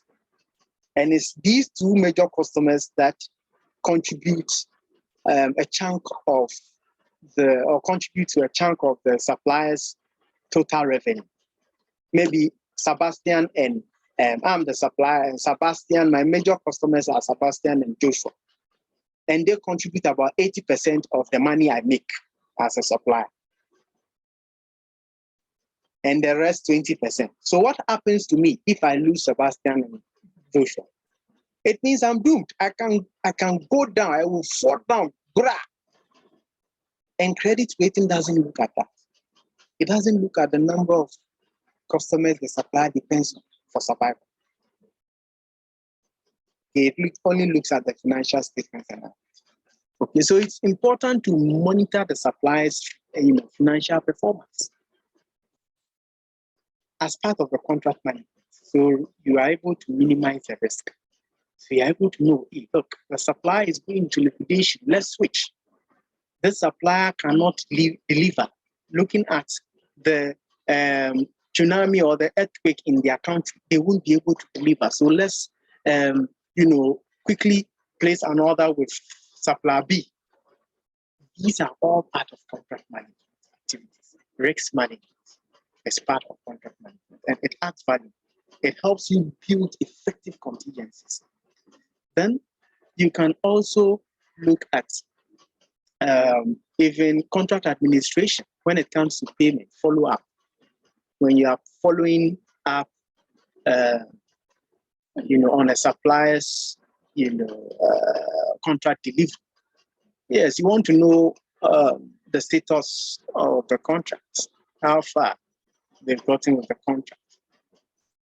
See, so you are following up, check, and even getting some, status reports will be fine. You don't just keep quiet and ensure that and assume that the supplier will deliver the right thing. And there is also dispute resolution management in contract management. It's all part of contract administration. You resolve disputes. When disputes arise, there is a way you go about it. You can use effective dispute resolution mechanisms like mediation or like arbitration to resolve disputes quickly and ensure that the contract moves on. Okay, so contract management involves a lot, and even payment. Payment is also very important. Once the supplier delivers the goods, payment must be made. And once payment is made, there is motivation. You become attractive to the supplier. The supplier is motivated to do more. And so under contract administration and even contract management also adds value in the sense that you are able to get the quality of requirements. You see, by doing all this, you are able to get the quality of the item that you want because you are monitoring, you are following up, and you are ensuring that the supply is giving you the right thing. And you see, supplier performance management is part of contract management. You also manage the supplier's performance. And by managing the performance of the supplier, you identify performance gaps and you advise on the remedial action that should be taken to correct those defects in performance. And that all goes into ensuring that the right thing is done. Delivery performance is improved. Okay, contract management adds value because it enhances delivery performance. It ensures that the supplier delivers on time. And if suppliers deliver on time, you will not fail your customers. You will also deliver on time to your customers. And this will go a long way to enhance your reputation and also enhance your profitability and your market share and make you very competitive in the market. Contract management. All the things we see, maybe the network stability and everything that we are enjoying, the service, electricity and all that, is all part of contract management, always ensuring that things are done the right way. Okay, then there is also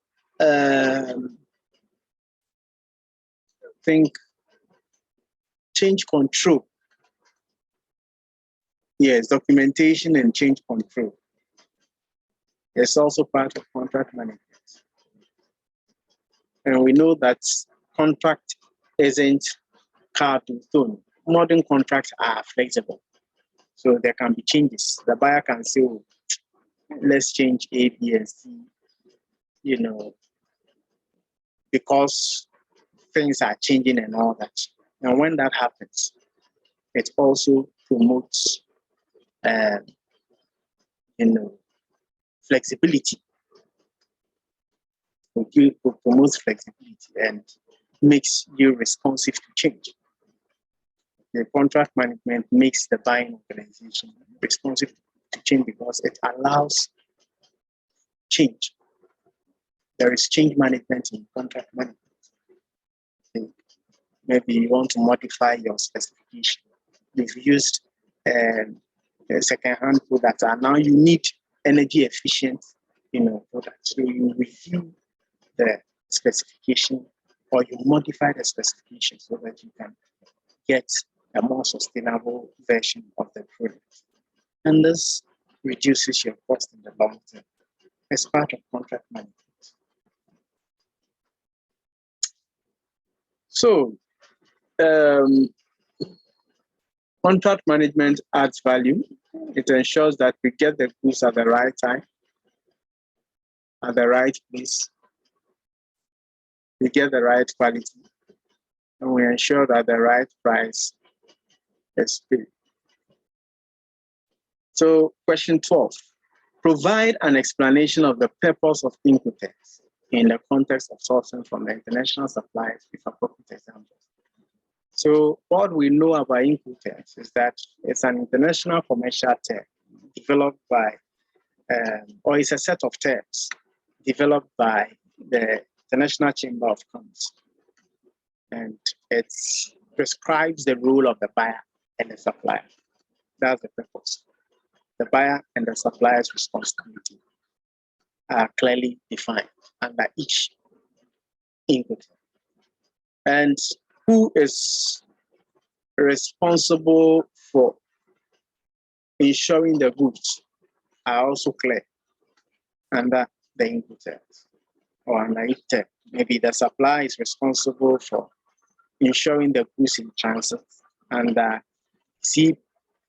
or CIF, cost insurance and freight. The supplier is responsible for ensuring the goods in transit. Then the cost and freight, the buyer is responsible for ensuring the goods in transit. So the purpose is that it helps us know who is responsible for ensuring goods in transit. Then the third point is that it helps us to know the mode of transport to be used. So that if you are using CIF, we know it can be used for land transport or for road transport or air. Or air, but only for sea. So it helps us know the mode of transport to use. It helps us know who raises which documents. So the bill of lading and all that, we know.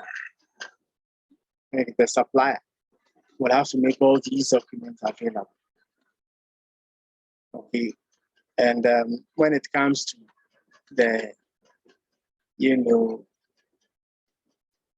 the cost of shipment or the transportation cost, we know who bears the cost or the carriage cost. It helps us also know who is responsible for duties. Who pays duties? Is this the supplier or the buyer? Amongst others. Okay, and we can explain the purpose of Incoterms, giving examples of the Incoterms. The E terms, the C terms, the D terms, and the F terms. At least give one E term, there's only one E term. You can give two F terms, D terms, and C terms, and explain them. Look at the map first. Then explain what is meant by battle of the forts. What is battle of the forts? What is battle of the forts? In relation to the precedence of the buyer's contract terms or the supplier's contract. And I will always refer you to the Butler Machine Tool Company versus SLO. So Butler Machine Tool Company. Whenever you are explaining Battle of the Forts, please make sure you cite this case. Butler Machine Tool Co. versus XLO. Oh. Yes. Butler Machine Tool Company versus XLO Corporation.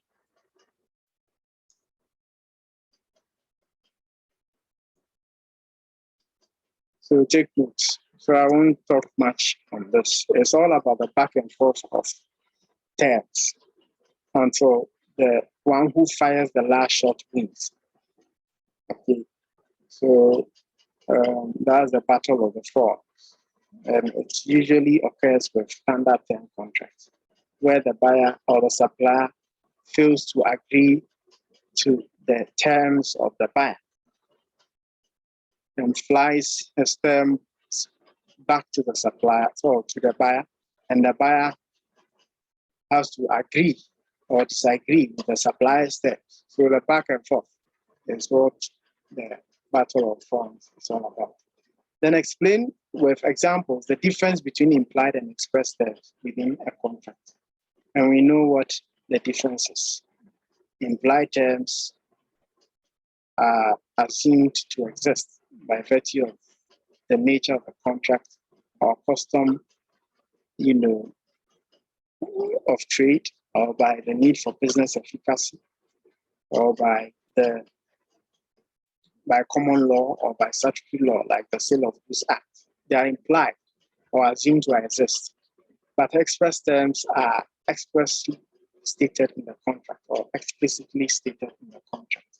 And you can give examples of, implied terms and express terms. Okay, so the implied terms example is the Sale of Goods Act. And you can give some provisions within it, which says that goods prescribed by sample should be delivered by sample. And goods must also be fit for purpose. If it is not fit for purpose, it cannot be accepted. And so there are provisions, a lot of provisions within the Sale of Goods Act. You can give some as example. Or as an example, then you can also look at the express terms. Then question 15, describe, including the formula, two liquidity ratios that might indicate whether a supplier is able to meet its short-term financial liabilities. Now I talk about two liquidity ratios. Yes. Please, this one, I beg you. I'm very sorry. I had somebody around my house, so I have to make sure that the person is attended to something. I missed the Incoterm, please. Okay. I just want the definition of the Incoterm. That's all. Oh, Incoterm is basically an international commercial term. It's a set of terms developed by International Chamber of Commerce, which prescribes the responsibilities of the buyer and the supplier in international, contracts. As simple as that. Okay, then you can go ahead to give examples of Incoterms and the purpose of Incoterms. Okay, I mentioned some of the purpose, including who raises which documents, the mode of contract or the mode of transport to use, like ETEF, XWEX. XWEX uses all mode, but CIF, cost, insurance, and freight, does not use all mode. It uses only sea transport. So we are able to know which mode of transport to use for each term. Then who pays for insurance? Who insures the goods in transit? CIF, for instance, means that the supplier pays insurance or insures the goods whilst in transit. But cost and freight, in cost and freight or under cost and freight terms, the buyer insures the goods, not the supplier. So we are able to know all this. So I mentioned them, and even the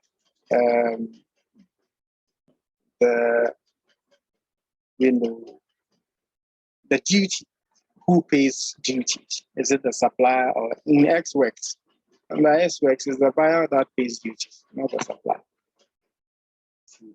But DDP, the supplier pays duties, not the buyer, even though it will still be covered by the price or in the price. Then we can look at, please, are you okay? Yes, please, I'm fine. I'm fine. All right. Then we can look at question 15. So what do you suggest? Do we break? How many questions more? Oh, we have learning arts chapter 3 and 4. After this. Okay, but are we done with this one? Oh, the last question here is question 16. Okay, then when we are done with this chapter, then we can break. Okay, we can break for how long? It depends on you. Okay, so maybe 30 minutes will be fine. Okay. Or 1 hour. 30 minutes is okay. 30 minutes, okay. All right. So let's look at question 15. Describe, including the formula, 2 liquidity ratios that might indicate whether a supplier is able to meet its short-term financial liabilities. Now, when we talk about liquidity ratios measure the supplier's ability to meet its short-term and long-term liabilities. So, given the supplier's assets, so we are looking at ratios like current ratio. When we talk about current ratio, we are looking at whether the supplier's current assets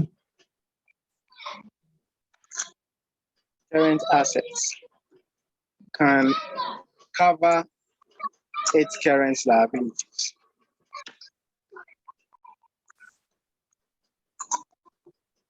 Yes, that the supplier have enough current assets than current liabilities. So when we talk about current assets, we are looking at stock or inventory. We are looking at the supplier's cash at bank. We are looking at the supplier's cash at hand and money owed debtors. Okay, so debtors. When we combine all this, we get our current assets. Then current liabilities include creditors. Our creditors and loans. I think yes, loans within one financial year. Creditors, we can also talk of, I think basically creditors and short-term liabilities. Yes. Okay, so basically, now our current assets, under current ratio, current assets should always be more than current liabilities. It should always be more than current liabilities. And the desired ratio for current ratio is always 2:1. It means you should have 2 of your current assets and just 1 of your current liabilities. In other words, your current assets should be more than your current liabilities. Okay, so 2 suppliers, one having a ratio of 1.81. 1.81. And another having a current ratio of 1.21.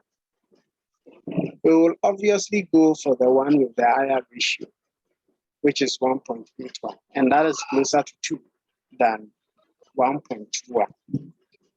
Okay, so it helps us know that the supply is liquid.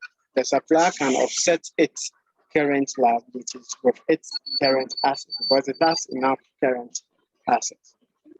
Then the next is quick ratio. Quick ratio,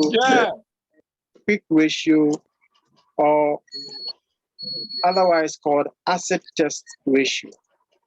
Asset test ratio. And this asset test ratio or quick ratio looks at the suppliers, also measures the suppliers' liquidity. But here we are looking at a situation where the supplier is unable to convert its stock quickly into cash. Because usually when there is need, or when a debtor or a creditor comes right now and says, pay me my money now, you cannot convert all your inventory immediately into cash because it's not selling. So what you have, your bank balance, plus money owed debtors. At least with debtors, you can also get them to pay that day, and your cash. That is what you can use to settle the debt. So all this minus your stock. So your stock. Okay, so let me use current assets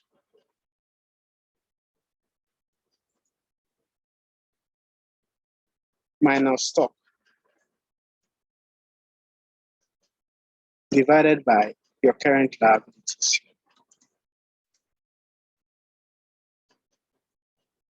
Divided by your current liabilities. So that is it. So you are using your current assets, but this time, because stock cannot be quickly converted into cash, you fall on only your current assets. You fall on only your bank balance, your cash, and your debtors without using stock. And these should be sufficient enough, or should be enough to clear your current liabilities. And the desired ratio for quick ratio or asset test ratio is 1:1. 1:1. That's the desired ratio. That's the desired ratio. Okay, so these are the two formulas. One is the current ratio, and the second is the. Hello, Chris. Is it quick test over asset test, or no? It's quick ratio or asset test ratio. Or I wanted to understand whether it was. Okay, so let me do it this way. Okay, it's all asset test ratio. All right, so that is it. Then explain the significance of liquidity ratios in assessing the financial stability. But sorry, why does it have to be 1:1? 1:1. That's the desired ratio. It means that that's the desired ratio. That's the desired ratio. Okay, that's the desired ratio. It means that your current asset minus stock should still be enough to cover your current liabilities. Okay. If it isn't, then it means it's a problem. It's a problem. It means if you use all your current assets to clear all your current liabilities, you won't have any of them left. You won't have any money left to even execute the contract, because you've used all your current assets to clear all your debts. So what money do you have left to execute the contract? You don't have any money. So that is it. Then we can look at the last question. Explain the significance of liquidity ratios in assessing the financial stability of supplier. And we just mentioned it. It helps you know whether the supplier has enough money to execute a contract or is liquid enough. And you can look, a supplier can be very profitable, but may not be liquid. It can be making a lot of money, but all those money can be used to clear all the current liabilities without having any of them, any money left. And when this happens, it's a problem. So the bank balance, the cash, the money owed debtors, and the stock owed, or the stock of the supplier should be enough, should be more than the liabilities or the supplier's liabilities. So that if they use one, yes, it should be more. So that if we use part of the current assets to clear the debt, we will still have some money remaining. And this money we are going to use to execute the contract. If there's a supplier we've engaged, then that is it. So you can, liquidity ratios are very important. And even the gearing ratio. There is also a gearing ratio. Okay, the gearing ratio helps you know whether the supplier has more debt capital relative to,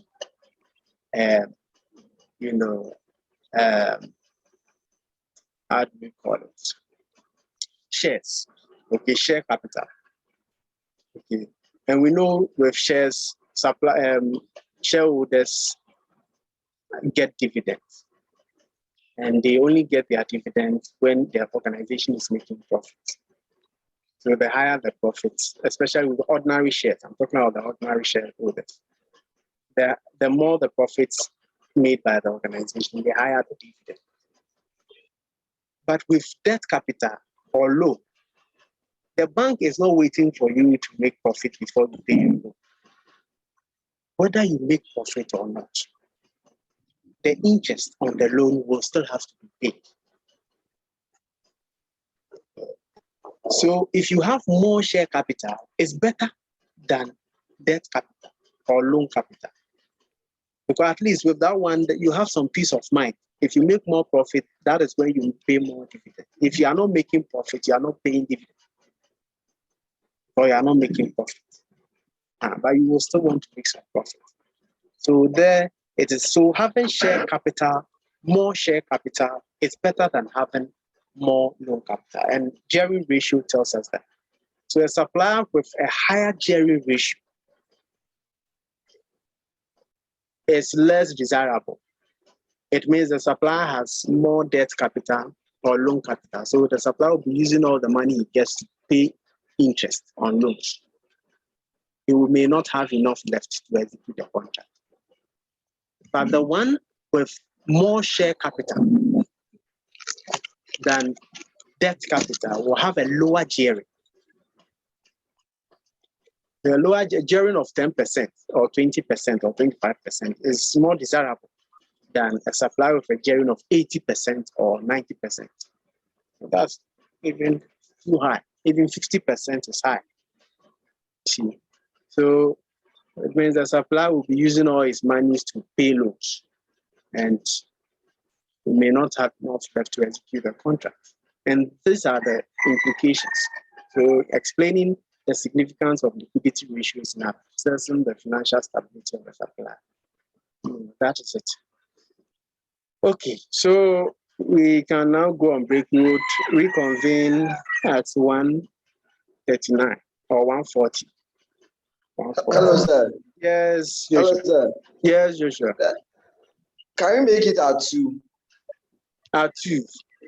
Okay, I don't have any problem. Sebastian, 2 be fine. Okay, 2 is fine with me. Okay, Gloria. 2 is fine with me. Hello, Gloria. She just left. I saw yes. Okay. Okay. But the last part that you were talking about, I got lost too. The debt capital and those things. Yeah. I got lost. Right. It's something I've learned before, but I'm not so clear. But don't worry. Yes, yeah, example in ethical and responsible sourcing, the example. So when we get to ethical and responsible sourcing, you understand it. So don't worry. It's something very simple. All right. So enjoy your day. We'll meet again at 2. Yes, let's meet at 2. Okay. All right. Okay, boss. Thank you. You're welcome.